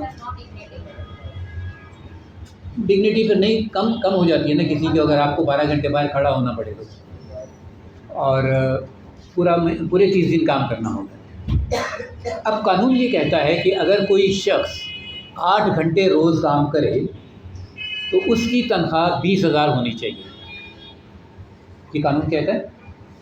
फिर कानून ये कहता है कि अगर आप उससे 4 घंटे और काम लें तो उन 4 घंटों की जो तनख्वाह है वो डबल हो जाती है। तो एक शख्स जो 12 घंटे रोज़ काम करता है उसको पहले 8 घंटे के मिलने चाहिए 20,000 और दूसरे 4 घंटे के मिलने चाहिए कितने? 10,000 तो डबल नहीं होता, वो तो आधा होता है। उसको 20,000 मिलने चाहिए, क्योंकि पहले 8 घंटे की 20,000 मिल गए ना, तो फिर अगले 4 घंटे के भी 20, क्योंकि उसके डबल रेट होते हैं। तो टोटल उसकी क्या तनख्वाह बनती है? 40,000। पाकिस्तान में कोई गार्ड नहीं है जिसकी तनख्वाह 40,000 है। पाकिस्तान में लाखों गार्ड्स हैं, किसी की तनख्वाह 40 तो बहुत दूर है ना। मैंने आपको बताया कि 10 और 20 के दरमियान है उनकी तनख्वाहें, डिपेंडिंग कि वो किधर काम करते हैं। कुछ एक सेकंड, कुछ ऐसे भी हैं जिनकी तनख्वाह अब 25 के करीब हो गई है, डिफरेंट, जो कि कोई एम्बेसी के बाहर काम खड़े होते हैं या कोई ऐसी प्राइज जगहों पे जो काम करते हैं। SSG के जो कमांडो होते हैं उनकी तकरीबन देखिए, 40-45 वो एक ख़ास कैटेगरी है, वो एक ख़ास कैटेगरी, जी, वो एक ख़ास कैटेगरी है जिसको आप कुछ कह रहे थे। आपने 12 आवर्स की ड्यूटी टाइमिंग की बात करी है, तो 12 आवर्स में ये कंडीशन होती है जैसे एक जगह पर ड्यूटी देने में 2 गार्ड्स हैं, जैसे 12 घंटे के बाद दूसरा गार्ड आएगा, तो जब तक दूसरा गार्ड नहीं आता तो पहला गार्ड नहीं जा सकता। मिसाल के तौर पर अगर वो बीमार हो जाए तो उस दिन उसको अगले 12 घंटे की भी ड्यूटी करनी है। चलिए, आप तो मुश्किलात में इजाफा कर रहे हैं, तो मगर ये बात सही कह रहे हैं। नहीं, आप बात सही कह रहे हो, बिल्कुल सही कह रहे हो, क्योंकि उनके पास कोई रिप्लेसमेंट होती नहीं है। ठीक है, तो ये बात हो गई गार्ड्स की। अब ये काम करते हैं, मैंने आपको बताया कहाँ काम करते हैं, ये भी हुकूमत के सब बड़े इदारों में सब पोस्ट ऑफिस में। अच्छा, आपको सवाल जवाब का मौका मिलेगा, आप अपने अपने पास लिख लें, उसको याद कर लें, और जब नईम सादिक साहब अपनी गुफ्तगू को ख़त्म कर लेंगे तो सबको मौका मिलेगा। जी। तो ये कैटेगरी है। तीसरी कैटेगरी का मैं जिक्र करते चलूँ, ये जैसे मैंने आपसे कहा कि हमने 3 सबसे मजलूम कैटेगरीज को चुना हुआ है। हो सकता है कि हमारी अंडरस्टैंडिंग सही नहीं हो, मगर हमारे ख्याल में फ़िलहाल ये 3 कैटेगरी थी। तीसरी वो है जो कि पेट्रोल पंप पे फ्यूल डालते हैं। ये जो लोग हैं ये 24 घंटे काम करते हैं। इनकी ड्यूटी का कॉन्सेप्ट ही, जैसे कि गार्ड की ड्यूटी का कॉन्सेप्ट 12 घंटे है, इनकी ड्यूटी का कॉन्सेप्ट है 24 घंटे। तो ये सुबह 8 बजे आता है और फिर अगली सुबह 8 बजे बंदा वापस जाता है, और फिर एक दिन की उसको ब्रेक होती है, फिर वो दूसरे दिन की सुबह 8 बजे आता है। तो इस तरीके से ये लोग 15 दिन महीने में काम करते हैं और 24 घंटे काम करते हैं। ये सब लोग हैं, इनकी तनख्वाह ऑन दी एवरेज 17-18 हज़ार है। हालांकि हमारे ख्याल में इनकी जो तनख्वाह है वो तकरीबन 80 हज़ार के करीब बनती है, अगर इनका ओवर टाइम, क्योंकि 8 घंटे के बाद तो ओवर टाइम हो गया। तो ये तो वो लोग हैं जो कि 8 घंटे रेगुलर काम करके 16 घंटे ओवर टाइम काम करते हैं उसके बाद 24 घंटे में से अगर आप देखा जाए तो। देयरफॉर ये वो तबका है और इसके लिए फोकस करना आसान है। ये सिर्फ पेट्रोल पंप पे होते हैं। तो अभी हम लोग यूँ कर रहे हैं कि हमने एक लिस्ट बनाई है पूरे पाकिस्तान की पेट्रोल पंप के में कितनी कंपनीज हैं। फॉर्चुनेटली ये 10-12 कंपनीज ही हैं जो कि ये काम करती हैं, जैसे शेल हो गया, टोटल हो गया, PSO हो गया, इस तरह करके पार्को हो गया। तो 10-12 बड़ी बड़ी कंपनीज हैं। तो अब हम आहिस्ता आहिस्ता इनके पीछे पड़ेंगे कि ये आपके लोग हैं, ये कानून है, आप ये हरकत मत करें, आप इनको ठीक तनख्वाहें दें। तो लेट अस सी कि ये तजर्बा इनके साथ कैसे रहता है। आप लोग, I stop here and I से कि आप लोग क्या कर सकते हो। आपको मैंने एक ओवरव्यू दिया है 3 कैटेगरीज के लोगों का, उनकी क्या मराहत हैं या उन पर क्या जुल्म हो रहे हैं आजकल, और वो कहाँ कहाँ काम करते हैं। मेरी आपसे रिक्वेस्ट होगी कि आप आज के बाद अपने एरियाज़ में देखें, इन तीनों कैटेगरीज में जो लोग हैं उनसे मुलाकात करने की कोशिश करें, उनसे मिलें, अदब से मिलें और हमदर्दी से, और उनसे बात करके इन्हीं सवालों को पूछें कि आपका एम्प्लॉयर कौन है, आप ठेकेदार कौन है, महकमा कौन सा है, कितनी तनख्वाह मिलती है, टाइमिंग्स क्या हैं, और आपको वही बातें मिलेंगी जो आज अभी हमने डिस्कस की हैं।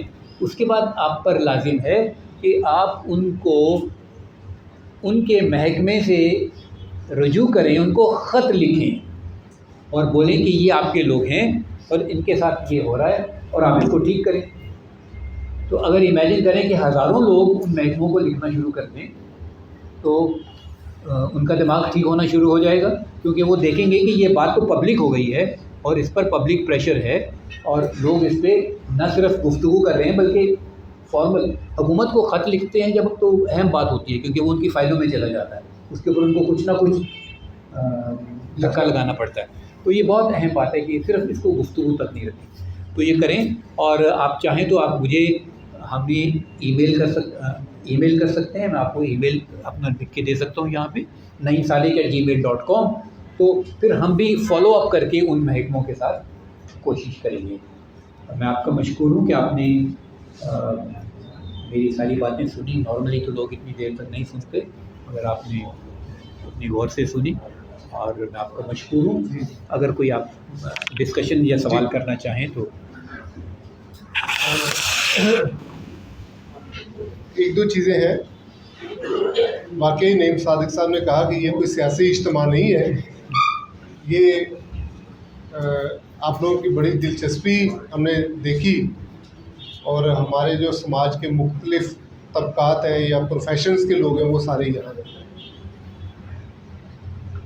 एक एप्रिसिएशन के लिए कि नईम सादिक साहब का ना तो सरकार से कोई ताल्लुक़ है, ना किसी पेट्रोल पंप से कोई ताल्लुक़ है, ना किसी सिक्योरिटी की कंपनी से कोई ताल्लुक है। एक एज ए रिस्पॉन्सिबल सिटीज़न जब वो ये सारी चीज़ें देखते हैं तो मैं किसी भी वक्त इनका फ़ोन रिसीव करने का पाबंद होता हूँ कि मुझे कहेंगे यार ये ज़रा जेनिटोरियल स्टाफ लगा है, इसकी ज़रा एक इंटरव्यू तो कर दो। तो ये वो चीज़ें हैं कि जो हमें करना होती है अखलाकी तौर पे कि हम इनको सपोर्ट कैसे करते हैं। सीवीओ पे कॉज है जेनिटोरियल स्टाफ के लिए कि हमने वहाँ पे एक मार्च रखा है, तो नईम साहब ने हुक्म दिया कि संडे को सुबह आना है, तो हमने नहीं देखना है कि संडे है, आज तो छुट्टी है, अभी तो 9 बजे नाश्ता नहीं किया होगा, मगर हुक्म का लफ्ज़ सुना। हाँ सीवीओ पे आना है, नईम सादिक साहब ने हमें कहा है। तो ये वो चीज़ें हैं। नईम सादिक साहब के लिए एक क्लैपिंग इसलिए होनी चाहिए कि उन्होंने एज ए सिटीज़न कंटोनमेंट्स में ये सैलरी करवाई है। जिना हॉस्पिटल ने, दूसरे हॉस्पिटल्स ने ये मान लिया है कि वो अपने जेनिटोरियल स्टाफ को, अपने ये जो सिक्योरिटी के गार्ड्स हैं उनको वो मिनिमम वेज देंगे। तो इसके लिए मेरे में, आप में या नईम सादिक साहब में कोई फ़र्क नहीं है। सिर्फ फ़र्क ये है कि वो सोचते हैं और वो अमली तौर पे कुछ काम भी करते हैं। और हम अगर कुछ नहीं कर सकते तो कम से कम उनको सपोर्ट कर दें जहाँ पे हम कर सकते हैं। शुक्रिया। तो ये हमारी ऑफ़र हमेशा आपके लिए है और रहेगी जब तक आप भी हैं हम भी हैं। ठीक है जी। आपके जहन में आज की गुफ्तगू के हवाले से अगर कोई भी सवाल आया है उसको आप शेयर कर सकते हैं, लेकिन याद रखें कि नईम सादिक साहब सरकार का कोई ओहदा नहीं है इनके पास। हमारी रिस्पॉन्सिबिलिटी जो है वो मसले को हाईलाइट करना है, और वो हम यहाँ भी करेंगे, कल भी करेंगे, परसों भी करेंगे, किसी और फोरम पे करेंगे, तो वो हम करते रहेंगे। तो आपके जहन में अगर कोई सवाल है तो अपना नाम बताइएगा, अपना इलाका बताइएगा, और वो सवाल कहाँ है? शकील यार का, हाँ दो जी, जिसके पास ये माइक आएगा वो जी। बहुत अच्छी चीज़ें करते हैं उनकी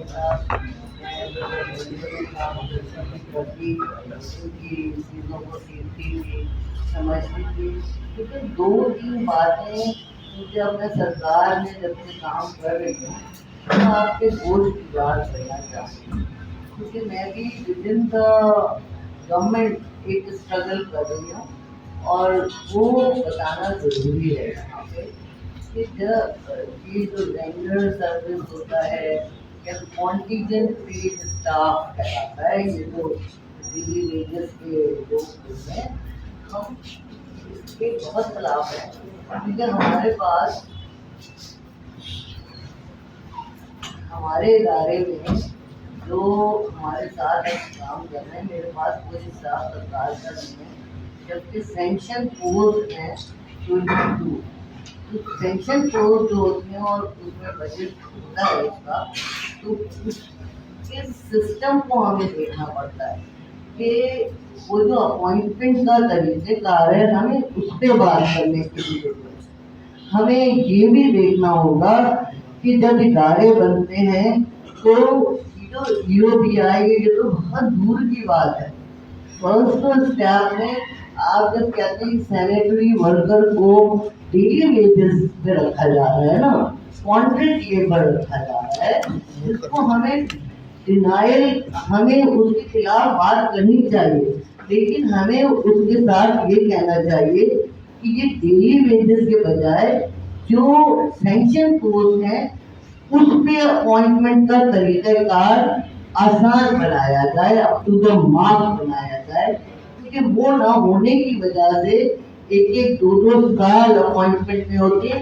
पूरे सिर्फ गवर्नमेंट का स्ट्रक्चर अगर आप ये रिसर्च करवाए, मैं तो थोड़ी बहुत करती रहती हूँ, समझती रहती हूँ, सीख रही हूँ, तो वहाँ पता चलता है कि पूरे सिर्फ गवर्नमेंट में जो वैकेंट पोस्ट आप देखेंगे ना, जो पेंशन पोस्ट है जिसका बजट है वो फिल ही नहीं है। तो इतने बड़े गैप्स हैं। तो जब ही तो अब मैंने रेंडर सर्विस का एक हेड करवाया और उसके तहत डेली वेजेस पे लड़कियां काम कर रही हैं जिनके कोई राइट्स नहीं हो सकते। वो हर 3 महीने में मैं उनका एक ऑर्डर दोबारा रिवाइज करवाती हूँ, अप्रूव करवाती हूँ और उनको डेली वेजेस मिलते हैं। तो अब वहाँ तो मैंने अपनी धौल चला ली कहीं पे कि भाई ये बाहर से पढ़ के आई है लड़की, तो मैं इसको 50,000 तक देना चाहती हूँ, वरना तो वो 20,000 और 15,000 15 ही हजार मिलता है कट कटा के। एजी ऑफिस से भी जो टैक्सेस कटते हैं तो वो जो रेंडर सर्विस के और डेली वेजेस के लोग होते हैं उनको एक इंडिविजुअल एंटिटी समझा जाता है, उनके ज्यादा टैक्स कटते हैं बनस्बत उनके के जो मुस्तकिल मुलाजमत पे आते हैं।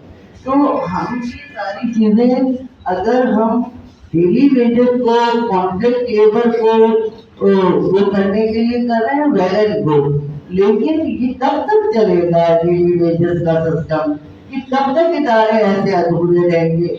और सैनिटरी वर्कर की हम जब बात करते हैं उस सब कॉन्ट्रैक्ट लेबर पे आए हैं, उस सब डेली वेजेस के, जिसमें हम कोई नहीं दे सकता। वो आपके कहने पे कंटोनमेंट ने 20,000 कर दिया होगा। अभी जब ऑर्डर आए थे तो मैंने अपने स्टाफ का जिनको 20,000 की और उनको 15,000 मिल रही थी, तो हमने 25,000 कर दी। तो उससे फिर आया कि रिवर्स करें, क्यों? क्योंकि गवर्नमेंट की चीजों को आप यूं नहीं कर सकते। अभी भी मैं कोर्ट में जाने को तैयार हूँ जब मुझसे सवाल होगा कि आपने 70,000 कैसे रखी है रेंडर सर्विस में, तो मेरे पास सबूत है कि वो अमेरिका से लंदन से पढ़ के आई है, वो इतना काम करती है, मेरे इदारे को जरूरत पड़े लिखे लोगों की है, तो इसलिए मैंने उनको रखा और उनकी तनख्वाह कम है। तो अब मैं यही कहूँगी कि हमें आप जैसे लोगों के साथ मिलकर इन चीजों को रिफॉर्म रीडिजाइन कराना होगा तो ये मसले हल होंगे, वरना नहीं। ठीक है, नुज़रत शीरी साहब ने बहुत अहम सवाल उठाया है। अब आप 1 मिनट इसके बाद ये रिप्लाई कर ले, फिर आपका नंबर है। नुज़रत शीरी बहुत ही मोहतरम और अच्छी खातून हैं। आप एक बहुत ही अहम ओहदे पे फाइज हैं। आप अच्छा सोचने वाली खातून हैं। देखिए, अगर आप उस हुकूमत के महकमे में हैं तो मेरा ये ख्याल है कि फिर आप पर ये फ़र्ज़ है कि आप उस मसले को ठीक करें। हाँ, और ये कह दें कि अगर जहाँ का जो हेड है उसकी तनख्वाह 2 लाख हो सकती है तो फिर इसकी तनख्वाह मिनिमम वेज क्यों नहीं हो सकती, क्योंकि वो तो कानून है इस मुल्क का, वो तो कोई। हाँ, तो बस जब आप ये इस बात को उठ के उधर कहेंगी तो फिर वो काम हो जाएगा। सिविल सोसाइटी में नईम सादिक साहब, हम सब आपके साथ हैं। मैं आपके साथ हूँ जी, आप हुक्म करें, अपना नाम बताएं। मेरा नाम है काफी जलाल, मैं डीआरसी का लेबर यूनिट का सीनियर लैब सदर और मैं सैनिटरी वर्कर के हवाले से बात करना चाहता हूँ, क्योंकि हमारे सैनिटरी वर्कर जो रोडों पे काम करते हैं उनके बहुत सारे लोग जिनके एक्सीडेंट हो चुके हैं, ना हमें मेडिकल मिलता है और ना हमें टाइम पर हमारा रिटायरमेंट मिलता है। बंदा रिटायर हो जाता है, 10-10 साल तक पैसे नहीं मिलते, उनके बच्चे पीछे से रोते रहते हैं। अभी भी कोई ऐसे पैसे तो 10-10 साल से उनको कोई पैसा नहीं मिला और आज तक हमें कोई पेंशन नहीं मिला। और ये जो चाइना कंपनी वर्कर रखे हुए हैं, ये 10-12 साल की बच्ची है और बच्चों को रखा हुआ है। और ज्यादा ये आप लोगों को देख सकते हो, जवान बच्ची है जो 10 साल 12 साल 13 साल की है और ये इनको रखते हैं, सहूकी में लाते 400-400 रुपया देते हैं और वो भी कभी देते कभी नहीं देते और इनके साथ बदतमीजी भी करते हैं। ज्यादा यदि आपको कष्ट है इन सभी वर्गों को तो काबूल दिया जाए। शुक्रिया। मैं आपका जो सवाल है वो मैं थोड़ा सा उसमें और ऐड कर देता हूँ कि ये रंगी टाउन की तरफ चाइनीज़ कंपनी 500 रुपये, और वो 500 उस सूरत में कि वो बंदा नौकरी पे जाए, संडे को छुट्टी नहीं है उसके पास और कोई और किसी किस्म की सहूलत नहीं है। ठीक है, एक चीज और ऐड कर ले, आप एक चीज और ऐड कर ले कि ये भाई कह रहे हैं मर्द तो और बॉय तो हो जाता है उसमें एडजस्ट, लेकिन औरतें जो काम कर रही थी सैनिटरी वर्कर्स का और जो सरकारी महकमों में थी वो एब्सेंट होती जा रही हैं, क्योंकि ये जो सूरत हाल है उससे औरतें पीछे निकल गई हैं साथ। मेरे भाई, आपने जो बोली बात ना, नईम साहब पहले कर ले, फिर उसके बाद आपने जो कुछ कहा, इसमें से निकाल दो। सारी आवाज़ अच्छा वाह ठीक है, वो बिल्कुल, वो तो एक इंसान का दिल पसीज करने वाली बातें हैं। और ये आपकी बात बिल्कुल सही है कि उनको 400 रुपये देते हैं और वो छोटी छोटी बच्चियां हैं 12-14 साल की, और वो न सिर्फ अपने काम में पर उसके अलावा भी वो मिसयूज़ होने का उन पर बहुत चांस है और वो वल्नरेबल है बहुत ज़्यादा। ठीक है, अब देखिए मेरी हैसियत जो है वो बिल्कुल आपके बराबर है, यानी कि मैं तो एक सड़क पे जाता हुआ एक आम आदमी हूँ, मेरा कोई पीछे और आगे कोई कुछ नहीं है। मैं तो सिर्फ एक शहरी की हैसियत से अपनी आवाज़ उठाता हूँ। मैं आपसे ये कहना चाह रहा हूँ कि आप जो ऐसी बातें देखें, आप उसकी एक छोटी जैसी 1-2 पिक्चर्स बनाएं, उस लड़की से 1 मिनट का, आधे मिनट का इंटरव्यू कर लें कि बेटा आपका नाम क्या है, आपकी उम्र क्या है, और इस बात को रिकॉर्ड करें और उसको आप हम तक पहुंचाएं। आजकल तो ये जो फ़ोन है इस पे आप 1 सेकंड में इधर से उधर ये इन्फॉर्मेशन दे सकते हैं, क्योंकि हमने जब ये इन्फॉर्मेशन आती है, और बाय द वे मेरे पास ऐसे कोई 200-400 इंटरव्यूज़ हैं जो हमने खुद ऑलमोस्ट रोज़ाना करते रहते हैं डिफरेंट जगहों पे जाके, तो आपकी इस बात से हमें मदद होगी। हमने national commission of human rights को, Sindh commission for human rights को भी इस बातों से आगाह किया हुआ है, माजदा रिजवी के डिपार्टमेंट को भी, उनको तस्वीरें दे के भी कि आप ये देखें ये बच्चे हैं जो ये काम कर रहे हैं, और समहाउ उनसे भी कोई ख़ास बात नहीं बन रही, क्योंकि ये एक पूरे का पूरा एक बहुत बड़ा माफिया है जो कि सिंध सॉलिड वेस्ट मैनेजमेंट से शुरू होता है, फिर चाइनीज़ कंपनी तक जाता है, फिर सब कॉन्ट्रैक्टर तक जाता है। ठीक है, मेरी आपसे रिक्वेस्ट होगी कि इसको आप तस्वीर की शक्ल में डालिए और इन्फॉर्मेशन की शक्ल में डालिए। गुफ्तगू से कुछ नहीं होगा, आपस में शिकायतें नहीं करें आप। हाँ, लिख के इसको आप मुझे भेजें। मैंने आपको अपना ईमेल एड्रेस दिया है, naeemsadiq@gmail.com, naeemsadiq@gmail.com। मेरा फ़ोन नंबर है 0334, ये काइंडली लिख लीजिएगा, क्योंकि आजकल व्हाट्सएप पे शायद और भी आसानी है, समहाउ लोगों ने ईमेल इस्तेमाल करना छोड़ दिया अभी। 0334 369 3142 ले सकते हैं अगर कोई। नहीं तो ये हमारे दोस्त हैं, इनसे ले लीजिएगा। उसमें लिख दें कि मैंने आपसे मुलाकात की थी इस मीटिंग में, ये मैं आपको इन्फॉर्मेशन दे रहा हूँ। ज़ाहिर बात है जब इन्फॉर्मेशन हमारे पास आएगी तो हम उसको फिर मज़ीद, मेरे साथ और भी कई दोस्त हैं, हम मिल के फिर उसको लेके आगे चलते हैं, मगर हमारे पास एक एविडेंस होता है जो कि बहुत पावरफुल होता है। जी शुक्रिया। सर मेरा नाम हुमायूं वकास है और एक सोशल एक्टिविस्ट हूँ। मुझे सर आपने भी गुफ्तगू की कि बहुत सारी मशीनें हैं जिनकी वजह से वजह जा सकता है कि गटर के अंदर ना है, और कोई लाखों रुपए की नहीं है, बहुत ज़्यादा करोड़ों रुपए की नहीं है। तो क्या वजह है कि इस तरह के हालात हैं कि लोग अभी भी इस तरह की खबरें सुनते हैं?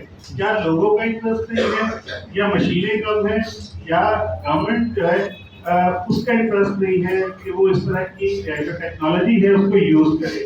तो उसके लिए क्या हमारे पास कोई ऐसा डेटा है कि हम जिससे रिकग्नाइज कर सकें या जिसके थ्रू कोई स्ट्रेटेजी बना सकें कि हमारे पास इतनी जगह पे अगर इतनी मशीनें हो तो कोई भी शख्स वो गटर के अंदर नहीं जाएगा, वो उस मशीन को यूज़ करके अपना काम कर लेगा? ठीक है। सर एक बात मैं इस सवाल के हवाले से रिफॉर्म करना चाहता हूँ कि जो हम अभी इसके लिए भी लड़ रहे हैं, कर रहे हैं कि appropriate heads of the budget में, एप्रोप्रिएट का मतलब ये कि अगर मशीनों के लिए सही पैसा रखा जाता तो वो खर्च होता ना जी। लेकिन पैसा तो बजट तो बड़ा बढ़ा देते हैं, लेकिन वो उस हेड में नहीं है ठीक है जिसको इस्तेमाल किया। जी, मगर देखिए वो अल्लाह मियाँ तो आके हेड में नहीं डालेंगे ना उसको।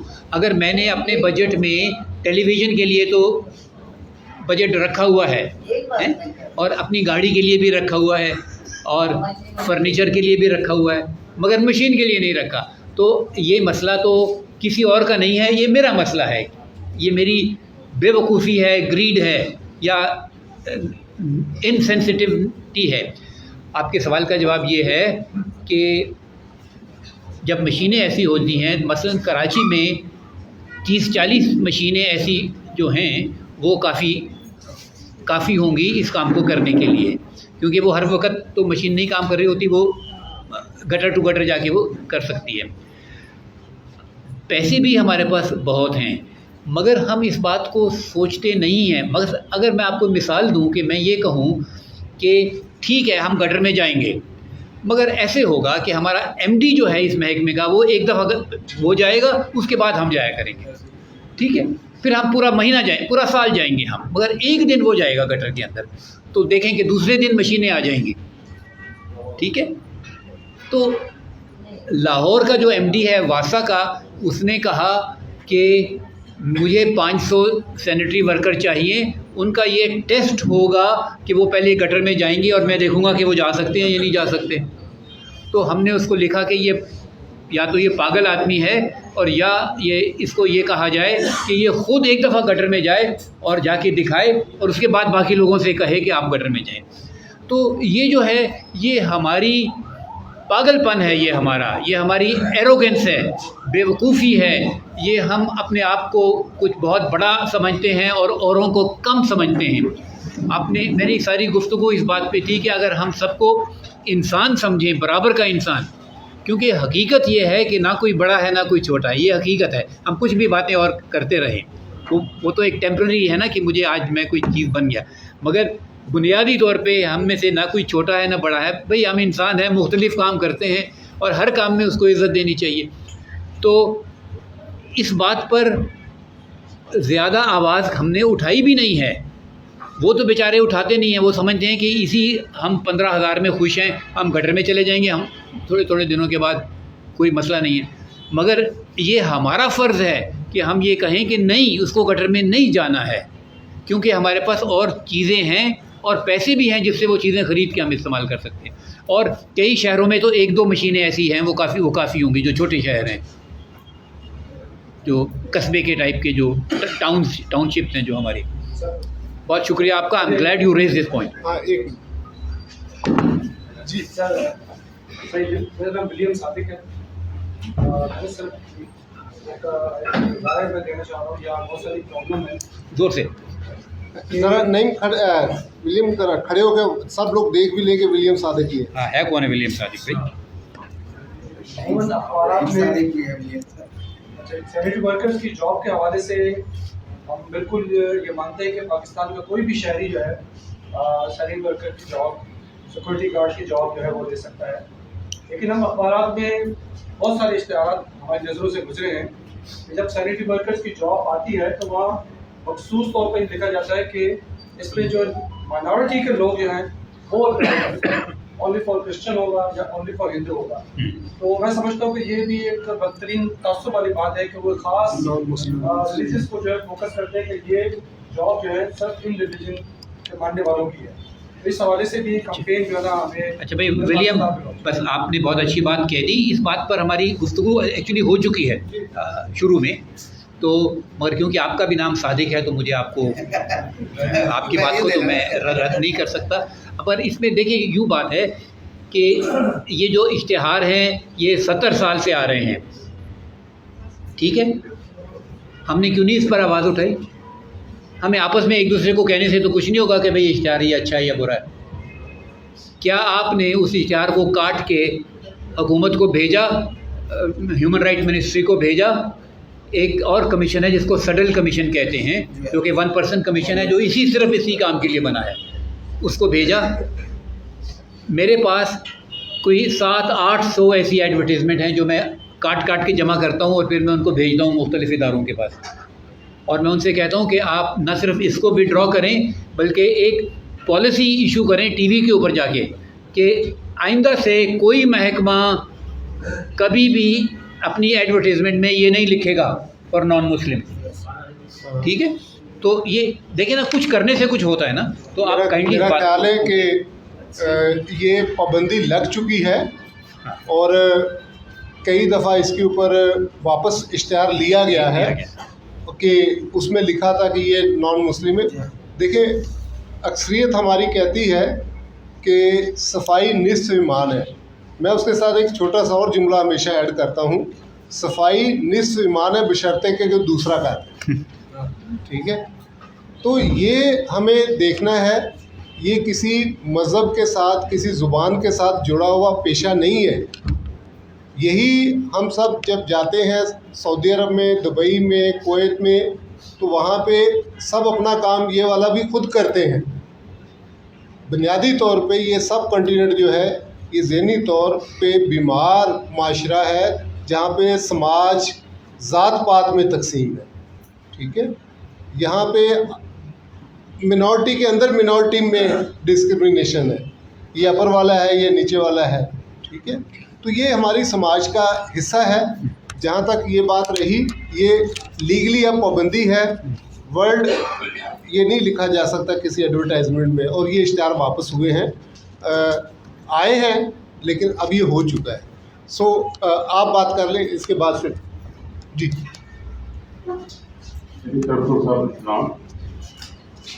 बात ये मैं अपना गाड़ी की बच्चे बात की है, मेरा नाम यूनास है पाजी। अगर पंजाबी से भी गल करोगे तो कोई गल नहीं। उन्हें वाटरपोर्ट में आना का गड्डियाँ निकाली की थी, गड्डियाँ ज़्यादा 60 या 70 गड्डियाँ, ठीक है, वो गलियों में नहीं जाती, गलियाँ नहीं जाती, क्योंकि सारे लोग बेचारे मेहनत करते हैं, गड्डियाँ तो दूर नहीं करते, इन्होंने बेचारे मास्क नहीं मिलता गटर के अंदर जान वास्ते, इन्होंने पेटी नहीं मिलती, जो पेटी नहीं मिलेगी, मास्क नहीं मिलेगा, वो बेचारे ढाक होंगे, वो क्या है।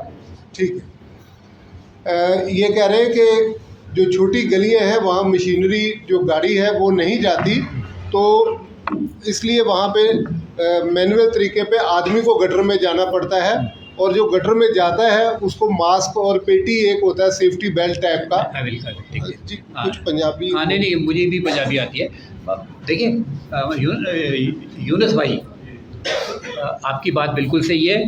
ये दो किस्म के निज़ाम होते हैं, एक बड़ी गाड़ियाँ होती हैं, बड़ी गाड़ियाँ जो हैं वो छोटी गलियों में तो नहीं जा सकती, तो कुछ छोटी मशीनें भी होती हैं जो कि गटर की, उनमें वो पाइप जैसी होती है और आगे मेटल की चीज़ें होती हैं जो कि गलियों में जा सकती हैं, और वो भी मौजूद हैं, मिलती हैं, मगर हमने इस पूरे मामले की तरफ कोशिश ही नहीं की, इसलिए कि ये हमें, हमारी इंटरेस्ट का तो मसला नहीं है ना, हमारा एमडी साहब ने तो नहीं ना गटर में जाना।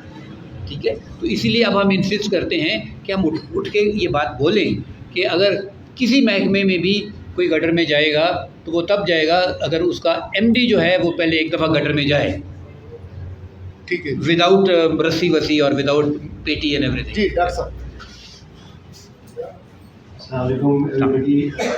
बहुत शुक्रिया वैसा आपने इस मौजूद पे यहाँ पे प्रोग्राम ऑर्गेनाइज किया। बहुत ज़रूरत थी इस की कम्युनिटी लेवल पे ये जो इशू है जो कि आज तक कभी एड्रेस नहीं हुआ, रहीम साहब ने अपने ख्यालात पे इज़हार किया। इसमें मेरे ख्याल में एक चीज़ मैं जिक्र करना चाहूँगा वो ये कि हम फॉर्चुनेट हैं कि जो इश्तिहार आते हैं उसमें कराची वालों को इंक्लूड कर लेते हैं। मेरे ख्याल में हुकूमत को यही मुबारकबाद दे दें कि कम से कम कराची वालों को लोकल ये प्रोग्राम मतलब यूजुअली जो है ना वो जो इश्तिहार आते हैं उसमें एक्सेप्ट कराची होती है। एक तो ये चीज़, दूसरी ये कि जो इश्तिहार में बात की जो आपकी बजटिंग प्रोसेस है मतलब उसको अगर आप देखते हैं कि जो हेड्स आपके होते हैं उन हेड्स में जो है ना वो आप at the end of the year जब आपकी फंड आती है अगर उस वक्त आप उसको प्रोसेस कर लेंगे तो वो ज़्यादा आसानी होगी आपकी। नहीं तो आपने एक बात की कि जो लोग यहाँ पर मौजूद हैं वो लोगों से जाके बातचीत करें, डिस्कस करें इस मौजूद पे और खुद उसको जो है आगे प्रोसेस करें। मैं थोड़ा यहाँ से इख्तिलाफ करूँगा इस चीज़ से, बिकॉज इसमें मेरे ख्याल में हमारी ज़रूरत है कि हम इन लोगों को हेल्प करें, गाइड करें, जो भी इनके इशूज़ हैं, प्रॉब्लम्स हैं, because there are various issues that they can not address. तो इन जो भी लोग यहाँ पर मौजूद हैं, एक जो रहीम साहब का मशवरा बहुत अच्छा था, मगर ये कि उसमें मेरे ख्याल में हमारी भी जिम्मेदारी बनती है कि हम लोग इनको सपोर्ट करें इस पूरे प्रोसेस में, और जिसकी भी जो भी रिक्वायरमेंट है उस लिहाज से मेरे ख्याल में URC एक फोरम ऐसा है जहाँ पे ये कि हम इन चीज़ों को एड्रेस कर सकते हैं। और मेरे ख्याल में अगर एक जो है ना वो हफ्ते में एक कम्युनिटी सेशन इस हवाले से हो जहाँ पे लोग आए अपनी मसले मसाइल लेकर, और मैं आपको 1 घंटा देने को तैयार हूँ इस चीज़ के लिए कि जो भी इसमें होगा, किसको लिखना है, ईमेल करना है, कहीं एड्रेस करना है, कोई चीज़, I am more than happy to work with you. Thank you. ठीक है, यहाँ पे मोहसिन रज़ा हैं, water and sewerage board union के ज़िम्मेदार हैं, जनरल सेक्रेटरी हैं। क्या सोचते हैं, क्या होना चाहिए? बहुत शुक्रिया साजिद साहब का, उन्होंने जो है ये 7 इशू को उठाया है यहाँ पर। मैं थोड़ी सी एक तजवीज़ दूंगा और कुछ थोड़ा सा अपना जो हमारे दोस्त फेस करते हैं वो बताना चाहूँगा। एक तो हमारे यहाँ जो है वो ग्रेड 3 में वैकेंसी दी जाती है सैनिटरी वर्कर्स को, पब्लिक जो कहते हैं, कि हमने इनके नाम को तब्दील किया, काफ़ी टाइम हो गया, महज वर्कर कहलाते हैं हमारे, और ग्रेड 3 की तनख्वाह इनको मिलती है। दूसरा ये कि अगर खुदा न खास्ता हादसे की सूरत में एक फाइनेंशियल असिस्टेंट के नाम पर इनको फैसिलिटी दी जाती है इंतजार करने वाले मुलाजिम की फैमिली को, और ग्रुप इंश्योरेंस की भी कंडीशन है, वो भी मिलती है, और पेंशन अवेलेबल है, और मेडिकल भी मिलता है, आसानी से मिल जाता है। वो तो फिर सबको पूरे अदारे को मुश्किल से मिलता है, पर मिलता है। और इंतकाल की सूरत में जो है उसको एक फैमिली मेंबर को, अगर बच्चे छोटे हैं तो वाइफ अगर करना चाहे तो उसे नौकरी भी दी जाती है। मगर जो काम है हमारा, वो आपने यहाँ उसकी हिसाबियत को बयान किया, उसमें एक तशनगी है, कभी इंशाल्लाह साथ काम करेंगे। हमारे जनाजों को आप देखने की साथ नहीं ला सकते, अगर आपको फोटो में भी दिखाएं, जो स्पॉट पर होता है वो तो बहुत खतरनाक काम होता है, जो गटर की गैस लगने से मर जाते हैं और जवान बच्चे मर जाते हैं। दूसरा टेक्निकली ये भी मसला है अवेयरनेस का, बहुत सारे साथी जो इश्तिहार आता है हमारे यहाँ अंदर खामी क्या है गवर्नमेंट की सतह पर, कि अगर जर्नल करते हैं उसको, जब मैं अपने अदारे की सिर्फ बात करता हूँ, तो बहुत सारे मुस्लिम जो हैं वो उसमें अप्लाई करते हैं, और फिर आगे सोर्स लगा रहे होते हैं कि जी हमें कैडर चेंज करो, हम गटर में काम नहीं करें। तो अपराधी कुव्वत तो अगर 1000 आदमियों की हमें जरूरत है और हमारे पास 600 हैं, 400 हमने ओपन इश्तिहार दिया तो 400 फिर चले गए दूसरी तरफ, और वो प्रमोट होते गए, और हमारा 1000 आदमियों का लोड उन 600 आदमियों पर रहा। दूसरा एक अभी प्रैक्टिकल हुआ है, चीफ मिनिस्टर साहब ने जो है वो KWSSI भी एक बना, उसके तहत वर्ल्ड बैंक के तहत वो गाड़ियां आई, वो गाड़ियों की कीमत कोई 3-3.5 करोड़ रुपए। और ये भी सितम की बात है कि MD ने खुद वहाँ प्रेजेंटेशन दी, तो हमारे वर्कर्स में से या कोई भी नुमाइंदा नहीं था, और MD साहब की वो रिकॉर्ड पर प्रेजेंटेशन ये आई कि अब जो है हमें अपराधी कुव्वत की बहुत कम जरूरत है। ग्राउंड की पोजीशन ये है सर कि मेन लाइन में, मेन गटर में अगर कोई चौक है तो मशीन कोई काम नहीं करती जब तक कि हमारा आदमी डाइव मार के अंदर जाके उस पाइप को, उस सेक्शन पाइप को और वो जेटिंग पाइप को ना बचाए, उस वक्त तक मशीन काम नहीं करती। 90 के करीब मशीनें हैं, और सारा काम मशीनों पर डीजल को चोरी करने के अलावा, मेंटेनेंस के नाम पे चोरी के अलावा कुछ नहीं है। इसी तरह के अवेयरनेस के प्रोग्राम अगर हम करते रहे तो बेहतर अंदाज में काम करेंगे। इनके ग्रेड को भी बढ़ना चाहिए, और मेरी तजवीज़ ये थी नईम साजिद साहब से कि जो सैनिटरी वर्कर पूरे मुल्क में काम करते हैं, अगर थोड़ा सा वाटर बोर्ड का स्ट्रक्चर ले लें तो बेहतर अंदाज में उनकी कफालत होगी। ठीक है, मजीद भी इंशाल्लाह अगर आपके साथ राब्ता रहेगा तो बात करेंगे। लियाकत पीछे से, उसके बाद शुमाइला, उसके बाद आप, और 3-4 सवाल लेंगे, बस टाइम बहुत ज़्यादा हो। सर मुख्तसर बात कर ले और सारे कर ले, ताकि फिर कहना ये चाहूँगा कि जैसे नहीं बताया भाई डायरेक्टर जो है वो उसमें जाए, पहले गटर में जाए तो फिर जो है पकड़ जाए। एक्चुअली नहीं सारे वो जो है डायरेक्टर अच्छे नहीं होते, वो एक जुम्मश में ना उसकी नौकरी बाहर करते हैं। तो इसके लिए मैं चाहूँगा कि हर जो है ना सैनिटरी वर्कर जो है या तो वो किसी यूनियन का मेंबर हो, तब जाके कहीं वो सिस्टम बनेगा। और दूसरा ये है कि जितने भी सॉलिड वेस्ट मैनेजमेंट है, जैसे बोर्ड का जो सॉलिड वेस्ट मैनेजमेंट है, इसमें जितने एम्प्लॉय हैं इनका किसी का मेडिकल नहीं है, तो इसलिए हम तो लिखते रहते हैं, हम भी काम करते हैं इस वाले से। आपकी आवाज़ तो बड़ी आवाज़ है, तो हम चाहेंगे कि आप ये हमारे साथ रहें और हम क्या लेबर यूनिट जो है हम भी काम करते हैं। ठीक है, शुमाइला। अस्सलाम वालेकुम एवरीवन, मेरा नाम शुमाइला भट्ट है, मेरा ताल्लुक मजदूर एक्शन कमेटी सेल से है, और मैं डिस्ट्रिक्ट वेस्ट, मेरे ख्याल से सबको आवाज़ आ रही है? माइक ले लो, रिकॉर्डिंग। अच्छा, बेसिकली हम काम कर रहे हैं डिस्ट्रिक्ट वेस्ट में। हमारे पास इस वक्त वलीका हॉस्पिटल मौजूद है जो कि सैसी के अंदर आता है। यहाँ पर बात हुई थी सिक्योरिटी गार्ड्स की और सैनिटरी वर्कर्स की। अभी कुछ दिन पहले मुझे खातून की कॉल आती है जो कि वहाँ सिक्योरिटी गार्ड हैं कि उन्हें वहाँ पर कुछ इशू हुआ, जिसकी बुनियाद पर उन्हें वहाँ से निकाल दिया गया। और वहाँ पर भी ये इशू है जैसा हर जगह पर है कि 12 घंटे ड्यूटी है, कोई वहाँ पे उनके पास कोई और सिक्योरिटी नहीं है और सिर्फ 12,000 रुपये। और वहाँ पर खवातीन को मतलब वहाँ का सिनेरियो ही अलग है। मैं आप लोगों को मदद करूंगी कि आप लोग प्लीज आएं। अभी नईम साहब ने कहा था कि आप हमें लिंक कर दें, हमने कई बार लिंक कर दिया। अभी गुज़िश्ता दिनों की बात है कि हम वहाँ पे सैनिटरी वर्कर जो है सारे कॉन्ट्रैक्ट बेस होते हैं, वहाँ पर काफी लोग खड़े हुए थे प्रोटेस्ट करने के लिए। हम भी अपने काम से गए थे, हम अपनी कमेटी के कुछ काम से गए, वहाँ पे कमिश्नर साहब आए थे सैसी के, तो वो सैनिटरी वर्कर्स हमें जानते हैं, उन्हें पता है, तो उन्होंने कहा हमारे मसले आप उनसे बात करें। हम बात करने गए, इससे पहले कमिश्नर साहब आ गए थे, हमने अपना मसला उन्हें बयान किया। उसके बाद वो जो सैनिटरी वर्कर का ग्रुप था उन्होंने मसला बयान किया, तो उन्हें कमिश्नर साहब ने ये कहा कि आप लोग आप वही है ना जो प्रोटेस्ट करने का कह रहे हैं। उन्होंने कहा जी, उन्होंने कहा प्रोटेस्ट करने का कह रहे हैं, आप यहाँ से फौरन से पहले चले जाएं वरना आप लोगों की सैलरीज मजीद काटी जाएंगी, आप लोगों को सैलरीज नहीं दी जाएंगी। आप ये सोचें कि ये हम आई विटनेस, ये मेरे चेयरमैन है मजदूर एक्शन कमेटी के और इनकी अपनी सिक्योरिटी कंपनी भी है, तो हमें ये सारे मसाइल बहुत अच्छे से पता है। रिटर्न में एक चीज देना हम बार बार कर चुके हैं, कमिश्नर के सामने हम ये बात करें और वो हमारे सामने कह रहे हैं कि आप लोग अगर प्रोटेस्ट करेंगे तो आपकी सैलरीज कटेंगी। अब सोचिए कि वहां पे उन वर्कर्स का क्या हाल है। आप बिलीव नहीं करेंगे कि 8,000 पे भी एक बंदी को रखा है, सिर्फ 8,000 रुपए पूरे हॉल में अपनी जोर में वो सफाई कर रही है। और उसके पैर में जो जूती थी ना, मैं वो देख के हैरान हो गई, मुझे हैरत हुई कि हम कराची में हैं, हम इस दौर में रह रहे हैं। उसने सेफ्टी पिन से अपनी जूती को जोड़ा हुआ। ठीक है, 8,000 में ऐसी ही जूती पहनी जा सकती है। आप बताइए ये जी आप मेरे सर सरद से आप सबको सलाम। अच्छा, मैं जो ना अहम जो मुद्दा है वो है अपना KMC।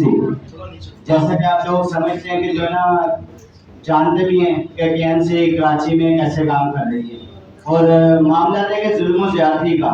और ये जो लोग वर्कर वहाँ काम कर रहे होते हैं ना, काम करने के बावजूद उनसे जो ना 8-10 हज़ार रुपये जो ना उनके जो सब इंस्पेक्टर होते हैं वो ले लेते हैं, और जो नहीं ले रहा होता उनको जो ना वो जबरन जो ना ट्रांसफ़र और उनकी सैलरी जो ना पूरी जो ना मंथली काट दी जाती है। उसके बाद जो ना और बड़े बड़े मामला में इन्वॉल्व कर देते हैं, कई लोगों को तो जो ना वो निकाल भी देते हैं दायरे से, सही ना। और बाद में जो ना रिटायरमेंट का तो मामला ऐसा खराब है कि जिसका कोई जवाब ही नहीं।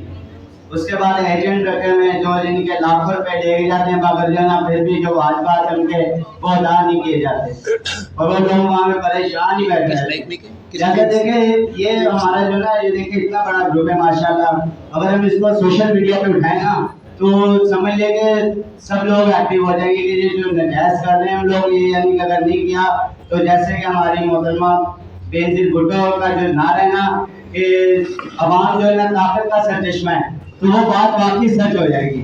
आप लोग जो ना एक नहीं है, एक हजारों से लेकर समझ ले करोड़ों तक जाएंगे अगर आप सिर्फ इस मोबाइल का इस्तेमाल करें। ठीक है, समझ ले कि सारे लोग जो ना एक्टिव हो जाएंगे। बहुत मेहरबानी, बहुत शुक्रिया। ये वाकई ही हमारे समाज का, हमारे माशरे का, हमारे दरमियान रहने वालों का बड़ा मसला है कि जब वो 60 साल की उम्र में अपनी 30-35 साल की खिदमत के बाद रिटायर होते हैं तो अपने ही पैसे लेने के लिए उनको 15-20% वहाँ देने पड़ते हैं और 4-4 साल बर्दाश्त करना पड़ता है धक्कों को। और उसके अलावा कई दफ़ा तो वो अपने हिसाब किताब लेने से पहले ही इंतकाल कर जाते हैं। और उन फैमिलीज़ के पहले तो ये होता था कि परमानेंट जॉब होती थी, 1994 के बाद KMC में पक्के मुलाजिम ही नहीं रखे गए। अब आप पापोश जिसको मैं जानता हूँ वहाँ 70 लोग मुलाजिम थे, और अब जब पॉपुलेशन भी बड़ी है, जब लोग वहाँ पे कारोबार बड़ा है, लेकिन वहाँ पे जो मुलाजिम हैं उनकी तादाद 8 है। 8 लोग क्या काम करेंगे? पापोश मार्केट का इलाका हो, अब्बासी शहीद का इलाका हो, और वहाँ पे 8 लोग KMC के परमानेंट मुलाजिम हो, जहाँ पे आज से कोई 10 साल पहले 70 लोग मुलाजिम थे। आहिस्ता आहिस्ता वो रिटायर होते गए, नए लोग जो हैं वो कॉन्ट्रैक्ट की बुनियाद पे भर्ती किए जाते हैं। किसी को 12,000, किसी को 14,000, किसी को 16,000 रुपये कॉन्ट्रैक्ट की बुनियाद पे दिए जाते हैं और कभी रात को ड्यूटी ली जाती है, कभी शाम को ड्यूटी ली जाती है, कभी सुबह में ड्यूटी ली जाती है और पैसे देने की कोई एक तारीख मुकर्रर नहीं है।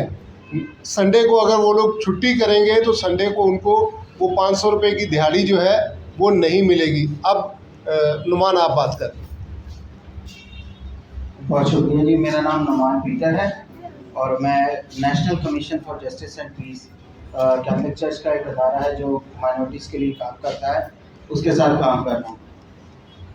बदकिस्मती मेरी कि मैं देर से आया, नईम साहब की गुफ्तगू पूरी नहीं सुन पाया, लेकिन जिस दिन से मैंने इस प्रोग्राम का, इस फोरम का मुझे पता चला, दावतनामा आया, उस दिन से मेरे जहन में ये सवाल था या ये बात थी जो मैं आप दोस्तों के साथ और नईम साहब के साथ शेयर करना चाहता हूँ। गुफ्तगू में अगर बात फिर भी है तो फिर भी दोबारा। नईम साहब, जो KMC में और सिंस मैनेजमेंट में जो कस्मा पुरसी का आलम है वो हम सब जानते हैं। एक और चीज़, जहाँ मैं रहता हूँ और जिस गली में मैं रहता हूँ, रोज़ सुबह और शाम एक देखता हूँ, Sindh solid waste management board जिन कॉन्ट्रैक्टर्स को निचले तबके पे कॉन्ट्रैक्ट दे रहा है, सुपरवाइज़र बना रहा है और वो डेली बेसिस पे लोगों को काम पे लेते हैं, उनकी हालत है ये कि वहाँ पर सुबह शाम लोगों की मोबाइल के साथ तस्वीर खींची जाती है और उनको 150 दिए जाते हैं और भेज दिया जाता है। ये तस्वीर क्यों खींची जाती है? जब मैंने पता किया तो पता चला कि ये उन लोगों की तस्वीरें खींच के भेजते हैं, उनको शो करते हैं ऐसे ये आज छुट्टी पे है मुलाजिम। तो ये छुट्टी पे मुलाजिम है, 150 में उनकी तस्वीर खींच के भेजी जा रही है। पता नहीं क्या हो रहा है, कहाँ हो रहा है, कैसे हो रहा है। करप्शन में तो नीचे से ऊपर तक का जो तबका है वो शामिल होगा, सबको हिस्सा जाता होगा, लेकिन इसके लिए हम किसको कंप्लेन कर सकते हैं, क्या कर सकते हैं? शुक्रिया, आप बात। मेरा नाम नेक राजा सवाकी है और मैं मजदूर एक्शन कमेटी का चेयरमैन हूँ। सर, मैं आपके इल्म में ये डालना चाहता हूँ, जैसे सोशल सिक्योरिटी है, UBI, तो जो परमानेंट मजदूर है उनको 1.5 ग्राम भी मिलते हैं, 1.5 ग्राम भी मिलते हैं। जैसे 1.5 ग्राम के ऊपर 5 लाख रुपए मिलते हैं तो वो तब मिलते हैं जब 2.5 लाख रुपए आप उनको रिश्वत दो। तो एक तो इस पे हमें काम करना चाहिए ताकि आपके इल्म में हो। जैसे 1.5 ग्राम मिलता है 1 लाख रुपए, अगर आप 50,000 रुपए रिश्वत दोगे तो आपको 50,000 रुपए मिलेंगे। दूसरा मसला ये है कि जैसे साइड में हमारे पास मुलाजिम है, सेठों ने क्या किया है, एक कॉन्ट्रैक्ट के नाम पे ठेकेदार रखा हुआ है बराए नाम, और छोटे छोटे बच्चों से काम कराते हैं। अगर बड़े भी हैं 3 महीने से जो ज्यादा हो जाते हैं तो बंदे को परमानेंट होना चाहिए। वो UBI सोशल सिक्योरिटी में परमानेंट होना चाहिए, उसका मेडिकल कार्ड बनना चाहिए। लेकिन क्या करते हैं, जब ये लोग जाते हैं पूछने के लिए तो इनको एक इजाफा मिलता है और वो बात वही दब जाती है। तो इस पे हमें थोड़ा सा काम करना चाहिए कि हर गरीब आदमी को एक मेडिकल कार्ड मिले, तो उनसे उसका इलाज तो फ्री होगा वही हॉस्पिटल से। तो ये एक बहुत बड़ा इशू है। और 18 साल से जो कम बच्चे हैं उन पे जो काम हो रहे फैक्ट्रियों में, तो इसलिए मैं कहता हूँ कि आपको थोड़ा सा सोशल सिक्योरिटी पे काम करना चाहिए। बहुत शुक्रिया, मैं इसका जवाब देता हूँ। ये अहम बात है कि आपका मशकूर कि आपने ये बातें की। देखें, मसला कुछ यूँ है कि मुझे नहीं मालूम कि जाहिद फ़ारूक साहब ने आपको मेरे बारे में क्या बताया है। मेरा कोई ओहदा नहीं है, मैं किसी इदारे में नहीं हूँ, मैं किसी महकमे में नहीं हूँ, मैं एक बिल्कुल आम सड़क पे जाता हुआ शहरी हूँ। अच्छा, मैं आपकी बात तो मगर ये है कि हम एक ख़ास मेथड फॉलो करते हैं और वो मेथड है फैक्ट्स और डेटा, फैक्ट्स एंड डेटाबेस, और putting that in writing and then taking it up with the concern people. तो उस मामले में मैं और आप एक लिहाज से मिलके काम कर सकते हैं, क्योंकि आपने जो बहुत सी बातें कही कि 50,000 लेने के लिए 50,000 देना पड़ता है वगैरह वगैरह, और इतनी इस उम्र के बच्चे काम करते हैं, जो आपने भी कही और उधर से हमारे एक दूसरे भाई ने भी, यूनस ने भी उधर से कही। तो मैं आपसे ये कहता हूँ कि आप इन बातों का, पहली तो बात है कि अगर किसी चीज़ का एविडेंस नहीं है तो वो बेकार है, सबूत के साथ, ठीक है, यानी कि गुफ्तगू बेकार है। मैंने आपको शुरू में कहा था महज गुफ्तगू। आप मेहरबानी से एक छोटा जैसा इंटरव्यू, एक तस्वीर, कुछ उसको लिख के, ताकि एक फैक्ट का मालूम हो कि किस महकमे में किस महीने में क्या तनख्वाह मिली, वो कितनी उम्र के लोग थे वगैरह। जब ऐसी बात हो जाती है तो फिर हम उसको मजबूती से और कॉन्फिडेंस से, और बल्कि मैं तो कई दफ़ा काउंटर चेक कराता हूँ एक और आदमी से भी कि वाकई ये साहब सही भी कह रहे हैं या नहीं। ऐसा नहीं हो कि हम इसको आगे लेके जाएं और वो कहें कि ये तो बात ही गलत है। तो मेहरबानी से हकीकत पर बेस करके जो फैक्ट्स हैं, अगर आप उनको इकट्ठे करके, और फिर मैंने आपको मैं तो आपका दोस्त हूँ, आपके साथ मिलके कुछ काम कर सकता हूँ। मैं तो इसलिए इधर आया था। ठीक है, शुक्रिया। आप में से किसी ने कोशिश की थी उठने की? मेरा नाम सुनील महमूद है, कराची बॉर्डर सलीपुर से। परवेज भाई को, आपको और आप साहब की बात और बढ़ाना चाहूँगा। हमारे लोग जो इंतकाल कर जाते हैं तो उनके डॉक्यूमेंट्स बनने में बहुत टाइम लगता है। अदारे भी उनको ऐसा से डील करते हैं हमारे लोगों को, वो डॉक्यूमेंट्स उनकी शराइ भी सबसे अलग है और बहुत ज़्यादा वो बनाने में उनको बड़ी दुश्वारी होती है। तो इस मामले में थोड़ा सा गौर करें। ठीक, अब तो बात गुजर गई। आप तमाम ख़वातीनो हज़रात ने तकरीबन हमारी मुकर्रा एस्टिमेटेड टाइम से आधा घंटा ज़्यादा हमने बात की आज, और ये दिलचस्प इंटरेस्टेड मौजू था और इसलिए गुफ्तगू हुई। आप सब ने भी उसमें हिस्सा लिया कि ये हमारे इर्द गिर्द के मसाइल पे गुफ्तगू थी, ज़मीनी हक़ाइक़ पे गुफ्तगू थी। हमारे पास जो लोग रहते हैं, जो काम करते हैं, ये उनसे मतल्लक गुफ्तगू थी। ये हमारे अपने मसाइल पे गुफ्तगू थी। तो हम सब ने इसमें हिस्सा लिया। हम ये ऑफिस हफ्ते और इतवार को बंद होता है। सुबह 10 बजे 10:30 हम आ जाते हैं। आप लोग यहाँ आ सकते हैं। कभी कम्युनिटी की कोई मीटिंग करना हो, अपने आपके इलाके में कोई मीटिंग करना हो, KMC के दोस्त हों या वाटर बोर्ड के दोस्त हों या नईम सादिक साहब हों, के डेटा और फैक्ट्स और एविडेंस इकट्ठा करके बोले तो हम बात कर सकते हैं, गुफ्तगू कर सकते हैं। छोटे छोटे इंटरव्यू कर लिया करें। अगर कोई आप समझते हैं कि कोई 14-15 साल का बच्चा काम कर रहा है या बच्ची काम कर रही है, तो आप एतमाद दिलाएं उसको और उसके साथ बात कर लें कि कितने बजे काम शुरू होता है, कितने पैसे मिलते हैं, छुट्टी मिलती है या नहीं मिलती, यहाँ काम की जगह पे कैसे आते हैं, वापस कैसे जाते हैं, कितने पैसे किराए पे लगते हैं, खाने की क्या सूरत हाल है, लोगों का आपके साथ रवैया क्या है, फैमिली कितनी है। ये चीज़ें हम छोटे छोटे इंटरव्यू अगर करें तो ये हम नईम सादिक साहब की हेल्प लेके इसको हम मुतल्लिका कंसर्न अथॉरिटी तक पहुंचा सकते हैं।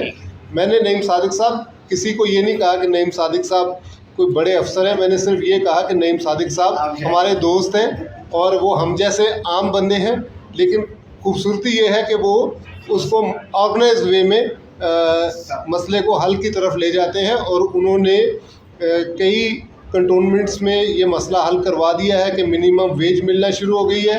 हॉस्पिटल्स में मिनिमम वेज, सिविल एविएशन में मिनिमम वेज मिलना शुरू हो गई है। और इसके लिए आप तमाम लोग काम करें। हम लोग, आप हमारे साथ हैं, हम आपके साथ हैं। URC का एक स्लोगन है, डेवलपमेंट विद पीपल पार्टिसिपेशन। लोगों के लिए नहीं है, लोगों के साथ है। ठीक है जी। अब हमारे साथ आप लोग चाय पिए। बहुत शुक्रिया, आप लोग आए।